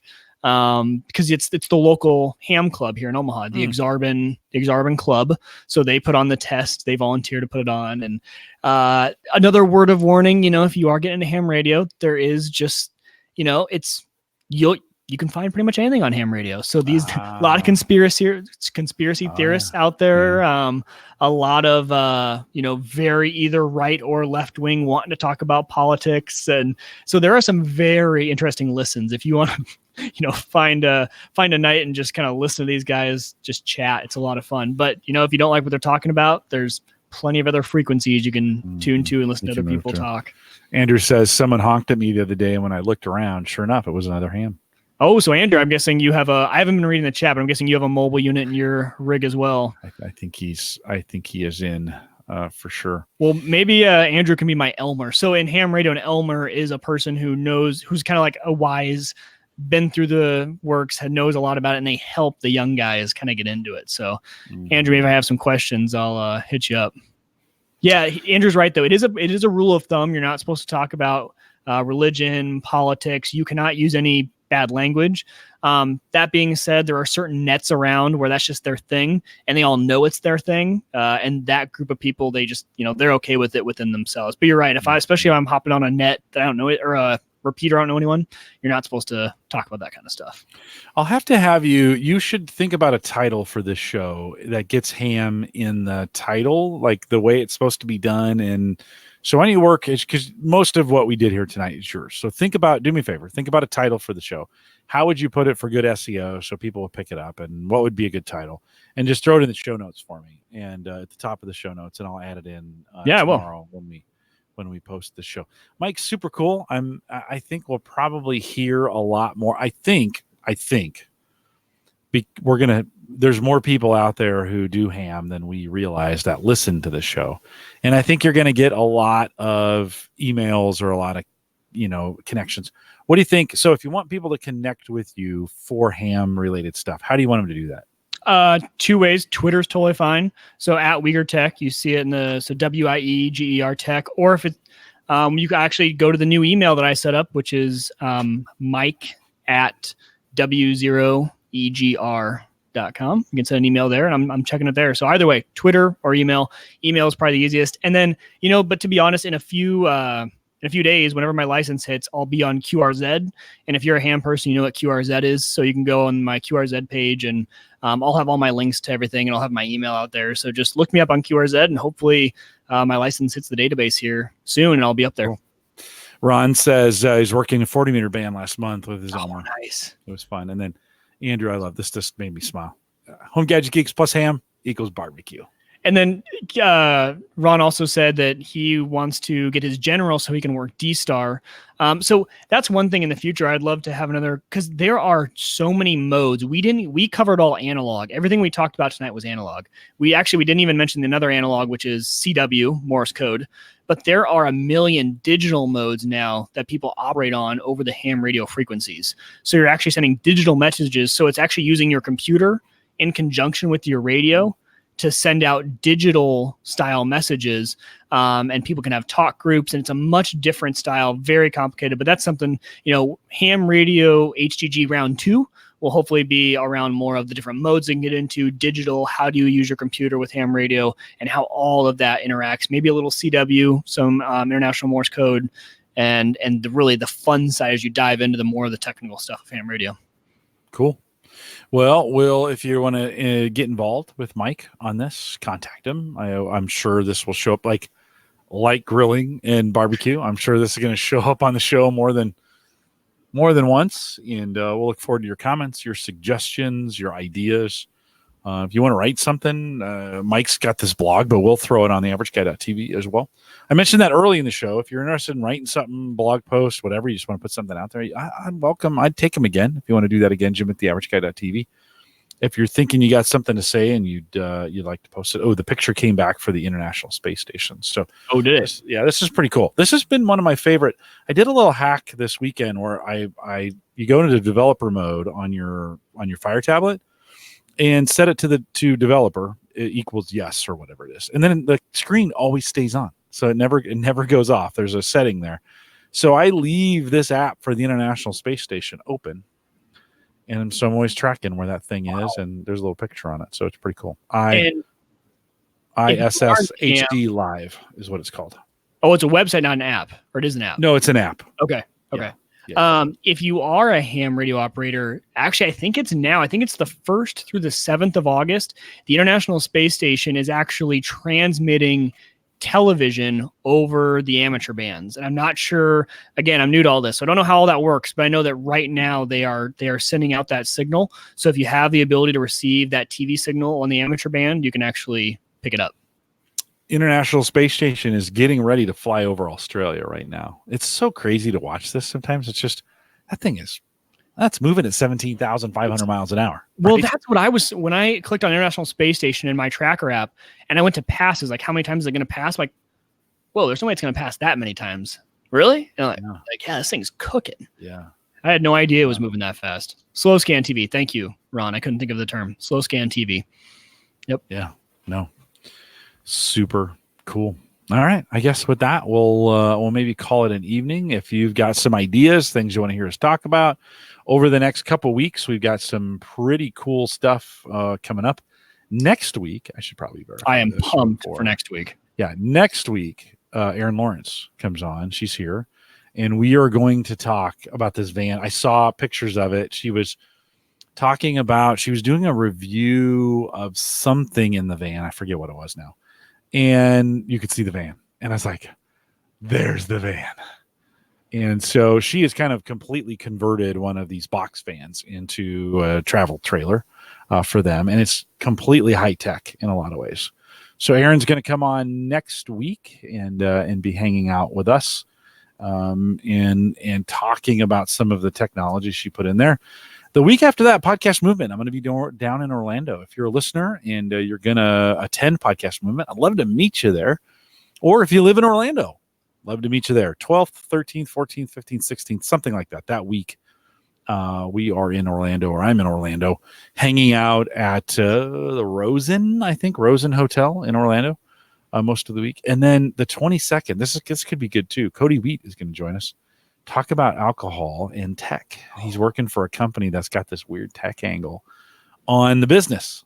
And so not about getting hammered. It's going to be about the actual technology that there might be a little bit getting hammered in there, but about the technology around what they're doing with this business of his and that he's in and alcohol. So should be kind of fun. Cody Wheat has done the history of alcohol on a podcast called Shots of History that I have found very, very interesting, as he lately has been talking a lot of bartenders about cocktails, and it's pretty cool to listen to. I'm interested in it.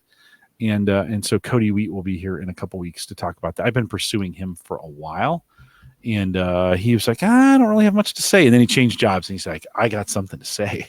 That'll be I was like, sweet. Yeah. So Cody Wheat will be coming on as well. If you want to join us live, you should come out on Thursday night, 8 p.m. Central, 9 Eastern. You don't need an invite. I just gave you one. Come out and join us. You need nothing. Just come to theaverageguy.tv/live.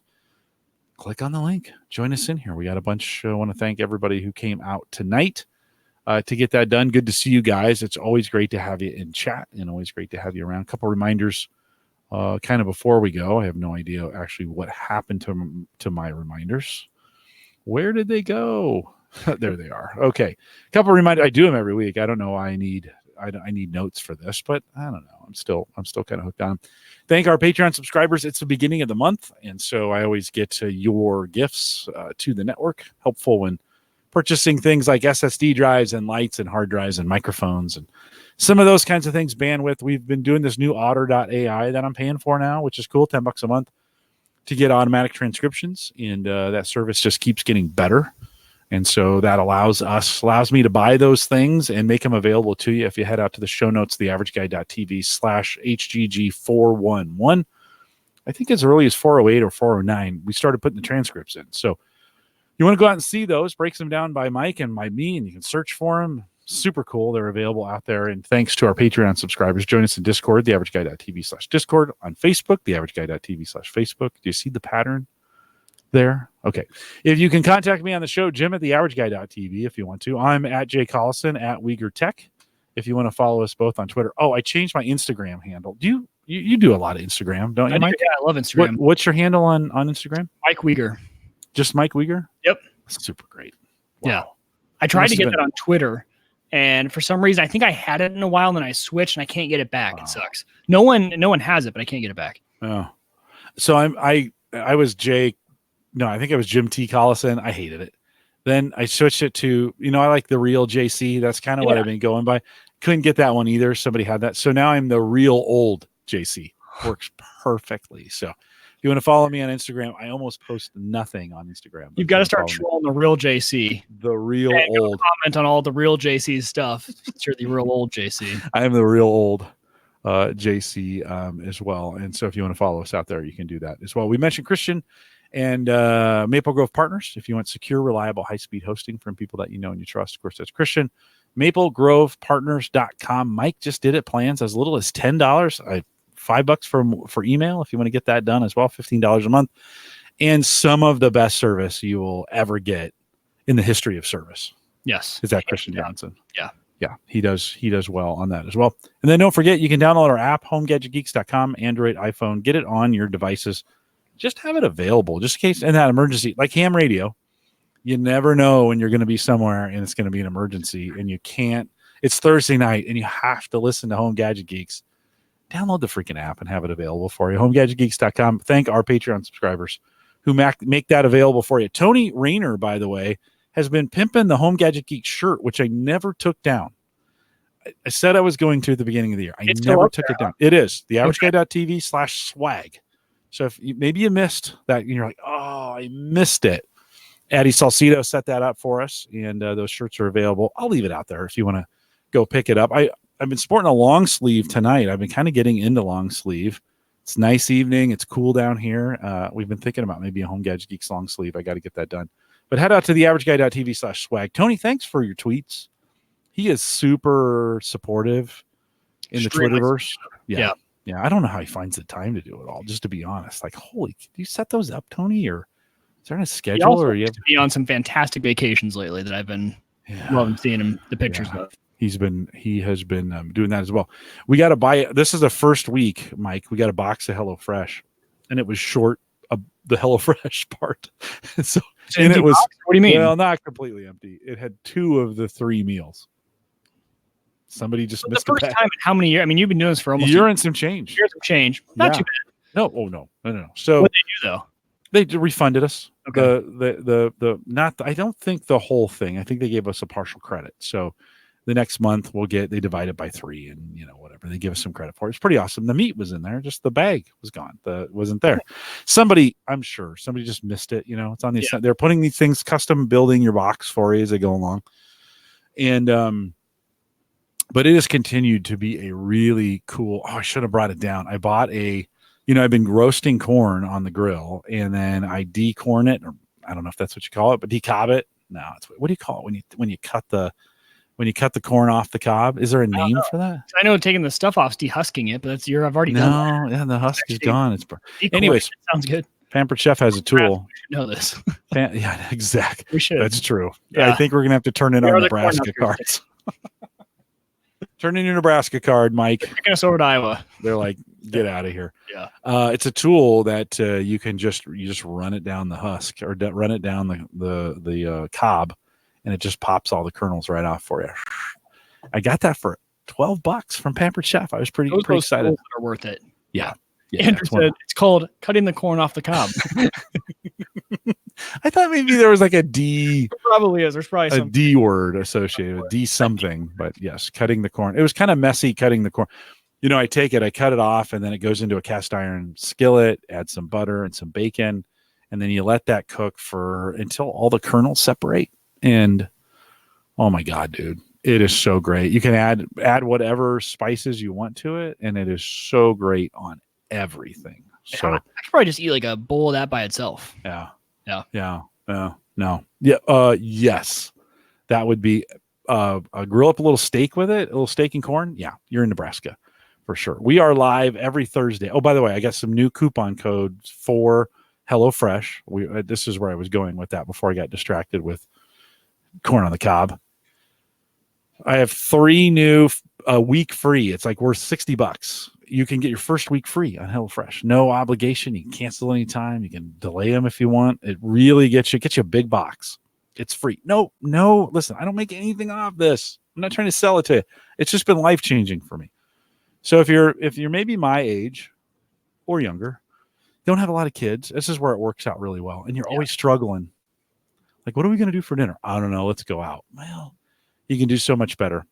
HelloFresh. We had meatballs. Sammy made meatballs and rice and carrots, like pickled carrots with zucchini tonight. From Great. HelloFresh, or just the No, that was the one. So that was actually the one we were missing, the bag we were missing. So we had all the components for it. So they just made it. We had the meat, so we made the meatballs, but everything else we just pulled out of the. because you said saving the recipe cards, right? Yeah, and then we have reusing those when you go out a whole binder. Yeah, that's You can get them online too, like, and you don't have to have access. You could go to HelloFresh today and get some recipes if you want to do that. I think they're available. I don't think you have to have an account. I don't. Oh, think. really? Okay. I don't think you might have to. But it's the ease, right, of having all that just show up. Yeah. No, and they're big. They're big. Like they're big. Big idiot-proof recipes. Like they have 6 pictures, and they just like do this, then do this, then add this, then do this. Never made a bad meal with HelloFresh. I've made plenty of bad meals. Never made one that way. And so whether it's them or Blue Apron or whatever, right? There's another meal service. Oh, Sarah mentioned it the other night where you get the meals. They're ready. You don't even have to. You just pop them in the microwave and they're kind of ready. Fresh. I forget what it is. Freshly. Does that sound right? Freshly. I haven't heard of Freshly. We've been, it was another one of these services. We're going to try it when Sammy goes back to school. We're going to try it for a week and just kind of see. It's been good. It's not the cheapest, but it's not the most expensive, and it keeps us eating well and feeling good about it. That's been kind of the key. We are live every Thursday, 8 p.m. Central, 9 Eastern, out here at theaverageguy.tv/live. Aaron Lawrence next week. You're not going to want to miss it. So come out and join us live.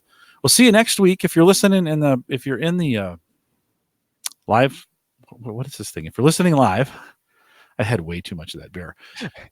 Stay around. With that, we'll say goodbye, everybody. Yeah, that nitro kind of hit me at the end there. Did it? Yeah. I know. Like, I had a quarter of a beer, but I felt like I couldn't find my words tonight talking about the ham radio stuff. I kept like, "Oh, you did great. How's it coming?" Yeah. Now I can go back and read through. So I think it was Ron was talking. Ron, you're the one who does D-Star, right? Yeah. Yeah, it was Ron. Okay. I've been trying to figure out. So none of these radios I have do digital. So I want to get into a digital radio. I think I'm going to set up. You can make those little Raspberry Pi repeaters. So that'd be nice because I don't have a local repeater here that does digital that's close enough for me to get to it. And then I'd be able to do some D-Star or I think DMR, right? And do some of those FT8 I wanted to try because I think, use the computer to connect in and do some FT8. But I think FT8 is mainly HF bands, though, if I'm not mistaken. I didn't catch a word of what you said. I have no idea. To them. No, you're fine. Yeah, you're fine. I'm telling you, Jim, it is No, I know. It's a rabbit hole. I know. It's so much fun. And I'm excited that you're into it. Like this is one of those kinds of things. I don't have any. I had to chuckle for a second. I was at Amazon and I was like, let me be the cigar guy. Just let me be the cigar guy. You can be the. Borrow this next time because I'm not going to need 2 for a long time. I don't need any of that. I don't need another hobby. This is good enough. Like podcasting has taken so much time as it is, and we just crossed over at Gallup. One of our podcasts just crossed over the 5,000 downloads an episode. Oh, and that's been pretty consistent. We've had a few hit 6, so it's moving. And there's a lot of work. We have a lot of conversion work coming up. We're moving on to a new platform. They're telling me, hey, look, you're going to double your numbers when we move on to the new platform. That's what my marketing guys are like. And I didn't even tell them they had to. They were just like, you are going to double your numbers. And I was like, sweet. So yeah, it's one of those kinds of things. I've been putting a ton of time in at work, and it's like, I could probably do with a less hobby. And I'm doing a ton of landscaping right now. Like it's just, I've got to get the stuff done before we move, whenever we do decide to move. And it just needs to be done anyway. So it was landscaping I put in 15 or 20 years ago. That's all just looks like garbage. Yeah. And I can do better. So it's like, it's bad enough. I'm already Saturday mornings. I'm down here for Ask the Podcast Coach. And so that kind of takes away half of the weekend. And not half, a fourth. And so I got to get busy. Now I got all these limbs down that we had this tree trimmer come in. So probably got 6 or 7 hours worth of limb removal. I should just light the suckers on fire. You pour a little gasoline. On fire. Just torch them. It's that close to the house, but it'll be fine. It won't burn the house. Light it, gasoline, then light it with your cigar. Then you sit there and puff on a cigar while you watch. While Rome burns. Yeah, while Rome, exactly. While Rome burns. In the back. Join us, Jim. One of us. Oh man, I just can't. Oh. Well, so it was funny though. So I went to go take this test, and the way it works, 35 multiple choice, and three levels, but they put out the entire question bank. So they give you the FCC, they put out the 400 possible questions that you could be asked and the answers. Well, so lawyer brain me, I just memorized all of them. I was like, well, I'll just memorize all 400. So I know the answers to those, but I've pieced together the concepts by knowing those. So I went in and like, okay, technician. I'm like, yeah, I aced it 100%. And they're like, oh, what do you do for a career? I'm like, I'm a lawyer. They're like, oh, we thought you were in some like technical field. And I didn't want to tell them like, oh, I just memorized the answers. I didn't want to actually learn the material. But then they're like, oh, sweet, we'll take the general now. I'm like, oh no, I just studied for that because I don't only memorize the answers to technician. I didn't look at general. Right. And they're like, no, it's free. You might as well. He goes, if you did that well, you'll probably do well. Bomb the shit out of general. I mean, they were like, they were really confused how I did so well in the first one and then just bombed the second one. Right. But but if you memorize them, you know them. Oh, I do. Yeah. And you do pick up the 400 questions. That was a lot to memorize. So you pick up the concepts, but I didn't sit through like a class to learn the concept and then, apply that to the question. So I kind of backed into knowing the material by going question first and then. Sure. But the general was way harder than the technician. Well, you know what you're up against, right? Yeah. It was a good idea to take it just so you know what you're up against. Yeah. Well, but they put out the question bank for general too. Mm-hmm. So same thing. So they have a 400 questions. Just go look at it. Joe says, how about we get a radio? And if the end days come, the FCC probably won't come knocking. So that's true. If we did have like a major disaster and ham was the way to go, I'm not sure the FCC may not care at that point. Right? They don't. Yeah. You're allowed to, you're even allowed to operate outside your bands that you're allowed to for emergency purposes. Mm-hmm. So if it's an emergency, hop on the frequency that's going to get to people. Yeah.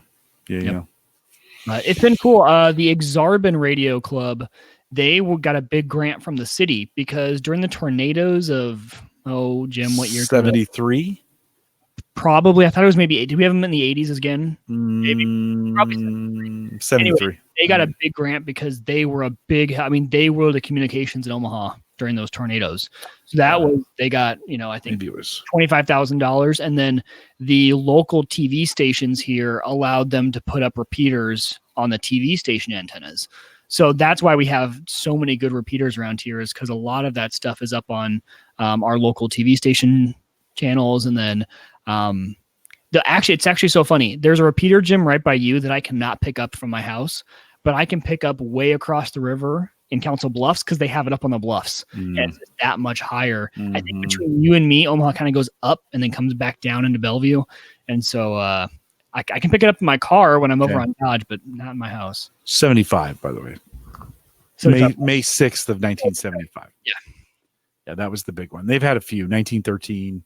That was an Easter tornado that came Easter Sunday, just crushed Omaha. Now there wasn't a lot to it in 1913. Oh, 1913. There wasn't a lot to it, but we have not seen a lot. 75 wiped out a good chunk of Central at the time, 72nd Street and Dodge, and it just kind of rolled through there and killed a bunch of people as well. So that was big. This is a big deal. And the city was not as put together as it is today. So yeah, I can imagine ham was in its heyday. Yeah. So we didn't have cell phones. Yep. And then these the ham radio guys also they'll look to the ham clubs to do, at like your state fair and those sort of events where they need guys to be like, information people, personnel on the ground to kind of help with stuff just because they have all the radios already there and they can set up comms and stuff like that.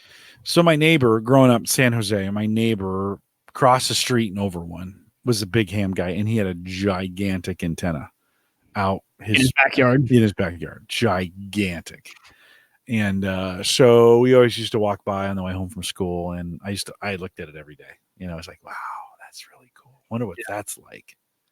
So when I got into CB, I was like, this is cool. Oh yeah. And I was telling you last week, we used to go up on the hill. San Jose sits in a valley, Mount Umunum, and it's almost sea level, probably 100 feet maybe. And then you go Umunum, the mountain, the closest mountain to us, between there and Santa Cruz, about 3,300 feet. So you can go about halfway up, pretty easily, get up to about 2,000 feet, and look straight across the valley.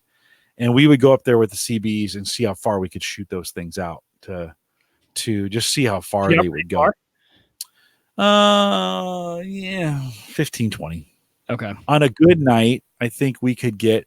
Now, sometimes we could hear high-powered stuff coming in. This is where I was thinking about this. We talked about this last week, and I was thinking about remembering talking to people, but no, we were hearing other people talking from farther away, but we couldn't transmit to them. I didn't have powerful enough equipment to transmit to them.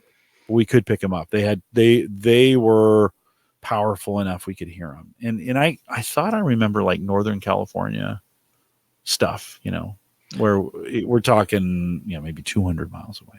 A lot of the guys that I've found on YouTube and stuff, ham is huge in Southern California.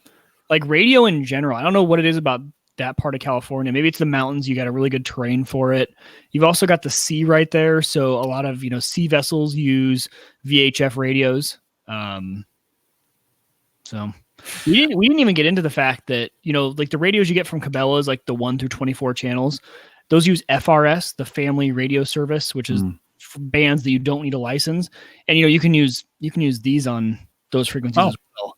Yeah. But it makes it kind of illegal because these put out too much power. FRS is limited to like a watt or 2 watts, and these putting out 5. So technically, it's still not legal. But, yeah, well, nobody's gonna come. Oh, is it a more than 5 watt signal on FRS out in the middle of nowhere? Calling the feds. Yeah, not gonna happen. I switched around my backups this last weekend. I was having trouble with my HP server, and it was going on and offline, and so now I come off so is that your Windows? Is that Windows? It's Windows. Yeah, everything's Windows. Yeah, at this point. So I had that little, Brian Hour talked to me into years ago buying a little Dell, one of those little Dell boxes. They're like that big. Yeah. And so I moved that into the jump between the Moro box and the Drobo. So now it's running always sync, which is pretty sweet now. I think they're on version 19. I've been monkeying around with a couple different synchronization services just to see what would work. And always sync works pretty well. Now that I'd gotten everything off the Moro and everything off the backup. So I'm finally kind of current. And the Drobo and the HP box were in sync. So I had everything kind of local, 2 copies of it local. So I took the Dell box and put always sync on it. It's got a little faster processor than the HP box. Okay. Not as much memory, but a little bit faster processor. So it worked just a little bit better. That HP box it's a N40L. It's woefully underpowered now, especially for Windows 10.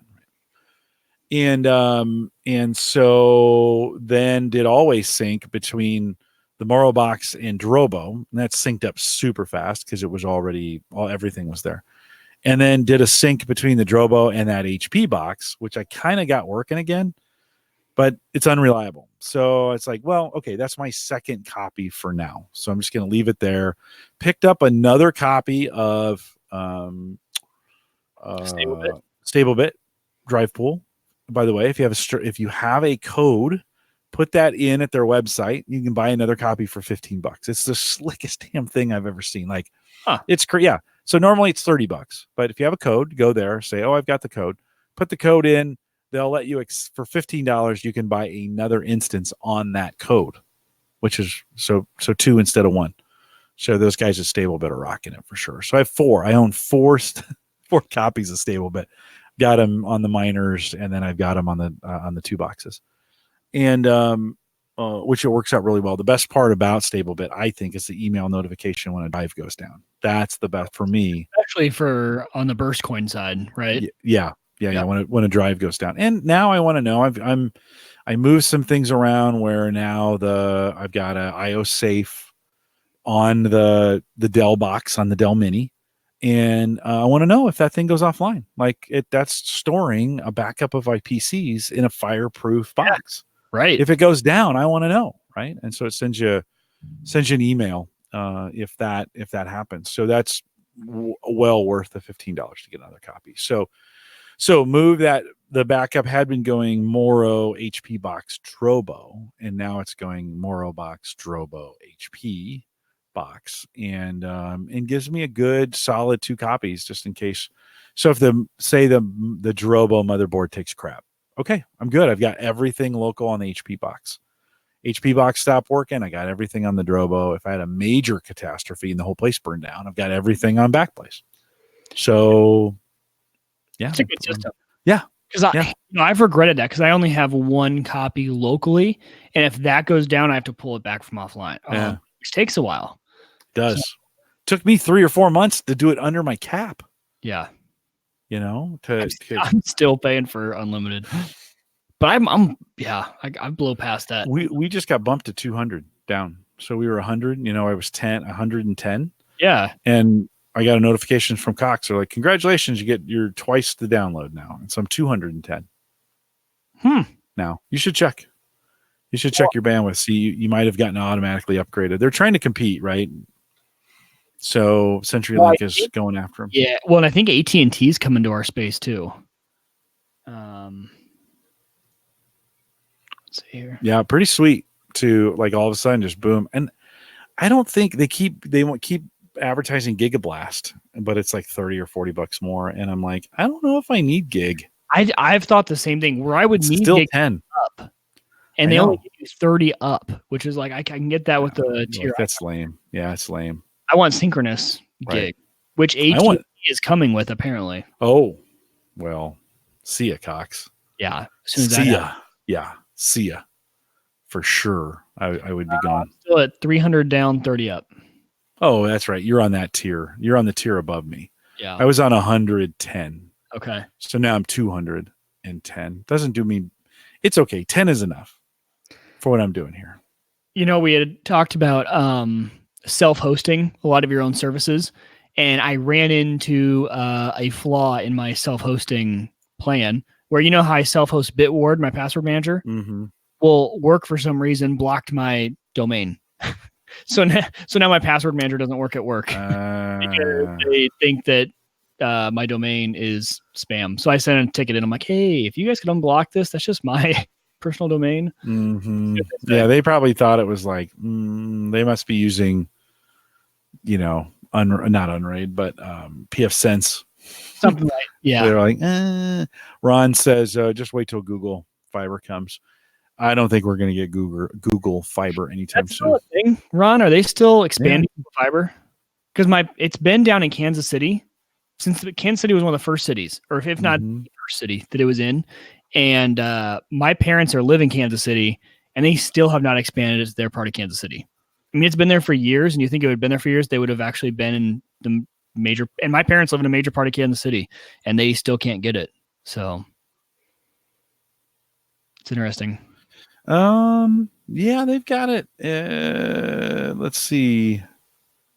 Well, that's kind of dumb. Why doesn't it? Atlanta, Austin, Charlotte, Chicago, Denver, Huntsville, Kansas City, Miami, Nashville, Oakland, the hell? Oakland, Orange County, Provo, San Antonio, San Diego, San Francisco, Salt Lake City, Seattle, and the Triangle. See, that seems like a lot of the same ones that they've had for a long time. It's very possible it's slowing down. I don't know if they're expanding that much. Yeah, it's very possible. They're like, wow, this is hard work. And Google's not a great retail company. No. Listen, I've been surprised they've made this Nest thing and their Google Assistant. I'm super surprised they haven't already lost interest in that thing. Like, no, it works pretty good. Let's shut it down. Yep. Those guys, those jackballs. Yeah. Ron says they looks like they may expand into Canada. I think we have a better chance of Verizon or AT&T, Fios or something like that here in Omaha. Yeah. Before we get a Google. See, what's weird about that is we had a sales guy from AT&T come to our door, but I think he was a fake sales guy because he was like, "We're just getting interest. We have AT&T coming in the future. What's your Cox like? What are you paying? What kind of speeds are you getting?" But then I looked on AT&T's website, and they have planned cities, and Omaha's not even marked as one. So I'm like, I don't know what this guy Jackwagon was doing. Yeah. I mean, I do come to the door with a shotgun every time, so he probably just decided not to rob me. But I'm joking, everyone. You're like Behind the door, I don't show him. right. Yeah. Yep. He's like, "Oh, I'm here to ask about your company." You're like, would you like to see my two friends? Yeah. 12 Engage.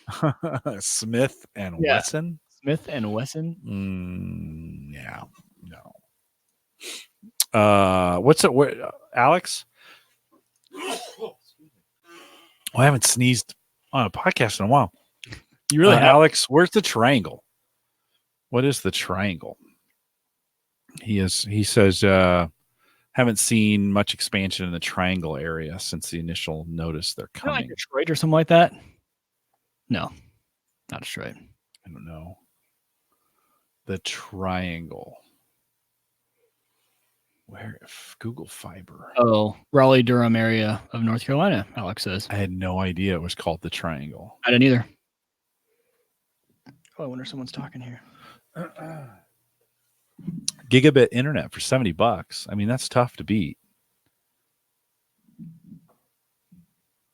It'd be tough if Google came to Omaha and said $70 gigabit both ways. Oh, $70. That's what they're charging in the triangle. Yeah, I know. Yeah. Or no, you're talking about Google. Sorry. No, I'm talking about Google. Yeah, AT&T was right around there too, though. That's what this guy was saying. I'm like, seriously? Asynchronous or synchronous? Sorry. Let's see. Upload. So 50. So right now the residential plans, 100 up, 100 down on fiber, 50, 1,000 up, gigabit up, gigabit down, 70. Gosh, Fiber plus TV. Gorged. Yeah. Oh yeah. Yeah. I'm paying $97. Gouged. Yeah. $97 for, and I was one of the early ones on Cox. I was paying $39 maybe for high speed internet back in the day when it was new, and there wasn't very many people on it at all here in Omaha. I've had it since I had it over at the old house, Castellar. So 98, maybe 99. Wow. It was early. Pretty sure. Maybe 99. And ouch. So, Andrew, where are you at? That is rough. What's he got? Month for 3 down, 1.5 up. Yeah, that's pretty brutal. That's awful. That is brutal. I don't know if I could podcast on that. Oh, you couldn't? No way. No, I don't think Not on 1.5 up. I don't think I could whatsoever. 80. So Ron pays 80, he gets 150 down and 10 up. That's about what we're paying here. Just to be honest, a little bit. It's Canadian dollars, so he's paying a little bit more. 110 for 300 down, 30 up. 110, and then I have to pay $50 more for unlimited data. So I pay 160 total for internet. Are you still paying for YouTube TV? Yep. Okay. Love YouTube TV. Yeah, that's pretty great. It's been great for Shark Week this week. Oh, I bet. Yeah. I bet. Yeah. Well, Media Center still works. There was a site. Does Media Center still work? Is that does Alex pays 65 for 200 down and 10 up. That's pretty good. That's really good. Who's that through, Alex?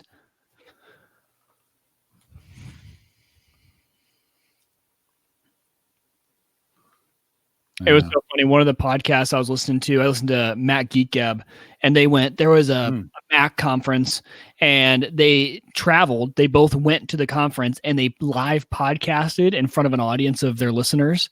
But then they had a third microphone for people to come up and listen to. It was just a mess. Like, people were just coming up, and everyone, it was just like this banter. It was awesome. It was actually a really fun episode to listen to, because everyone in the audience was picking up the mic and saying the stuff that we're all yelling at our speakers in the car. Like, and they're like, oh, what's that thing called? And we're like, oh, it's this. They were all yelling that out. And I was like, so it was pretty cool. Great way to do it. So fun to go out to. Did you guys ever live podcast from when you guys did the meetups? at all? Yeah, first Yeah. year. First year we did. That would be Yeah. cool. Yeah, it was. I don't know. It was fun. horribly distracting. Like Yeah. it took us all afternoon to get something set up, and I don't think it was that good. It was. I don't know. I distinctly remember we had Mario Blandini from Drobo on. Drobo had sponsored the podcast or the meetup, and we gave away a Drobo. Kyle won a Drobo that year, and yeah, we had better luck, when I live streamed from the CenturyLink Center. It's not called that anymore. It's CHI Center. Oh, for the Gallup. For the Gallup one, we had 400 in the audience, and we did it that way. That was cool. And then in December, I'm going to do a live one from the Shard in London. That is going to be cool. It's going to be live from there? Live from the Shard in London. Yeah, that'll be. That's really, really that cool. should be. So an audience of probably 75 to 100, something like that. And they'll be close. That room is, barely fits 100. And I think we're up on the 50th floor or something like that. It'll be night. So you'll see the lights of London in the background. That is super cool. If it works and we do a really good job, potentially in the fall, I'll go to Sydney and do it out of the Sydney office. All right. Well, you got to kill it then, because that would be awesome. Yeah, that would be super cool. So nobody's listening to this. If I'll have to make an announcement in the live show about being in London, it'd be good to London. We never get any European listeners this hour because it's 3 a.m. for them right now. Sydney's easy because it's 8 or it's noon for them right now. But if you're in London, you're doing it at night. What time will it be here? It will be in the morning. I can't remember. Be like 10 or 11. Sweet. Because we're going to do it like 4, but it's December, so it's dark. That's they're up north, so it gets dark pretty early. So yeah, it'll be. Andrew, you're not. You're in the U.S. or are you in the UK? I thought he was here. I must be thinking. I could be thinking of Lapta. So if you're in Europe, it's late, right? It's late. It's really late. What are you doing? Like maybe they work the day shift, work the night shift or something. Holy crap! Yeah, he's from the UK, but Andrew, you live here in the US. I'm pretty sure he's in. I think he just said he was in Illinois. Was that him? Let's see. I thought he said he's in Illinois.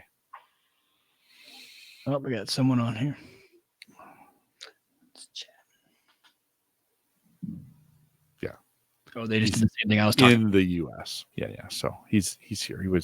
So it will be super cool. We're going to do some video shoots while we're there of some stuff and try and do some meetups, some coaching meetups. But if I could get a Home Gadget Geeks meetup going one of those days that I'm there, I think I'll probably be there Monday through Friday. Be super fun to get some folks from London. I'll need to put that out on the live show so that people, as soon as I get more details, so that people can know. There's nobody in the UK right now listening live. I wouldn't think. If they are, you're crazy. Crazy, I'm telling you. I liked that one. What's that? So that was a fun show. Yeah. It's fun to talk about. No, it's good stuff. Thanks for doing it. I'm glad you did it. It was good beer too. Oh yeah. Milk stout. Nitro.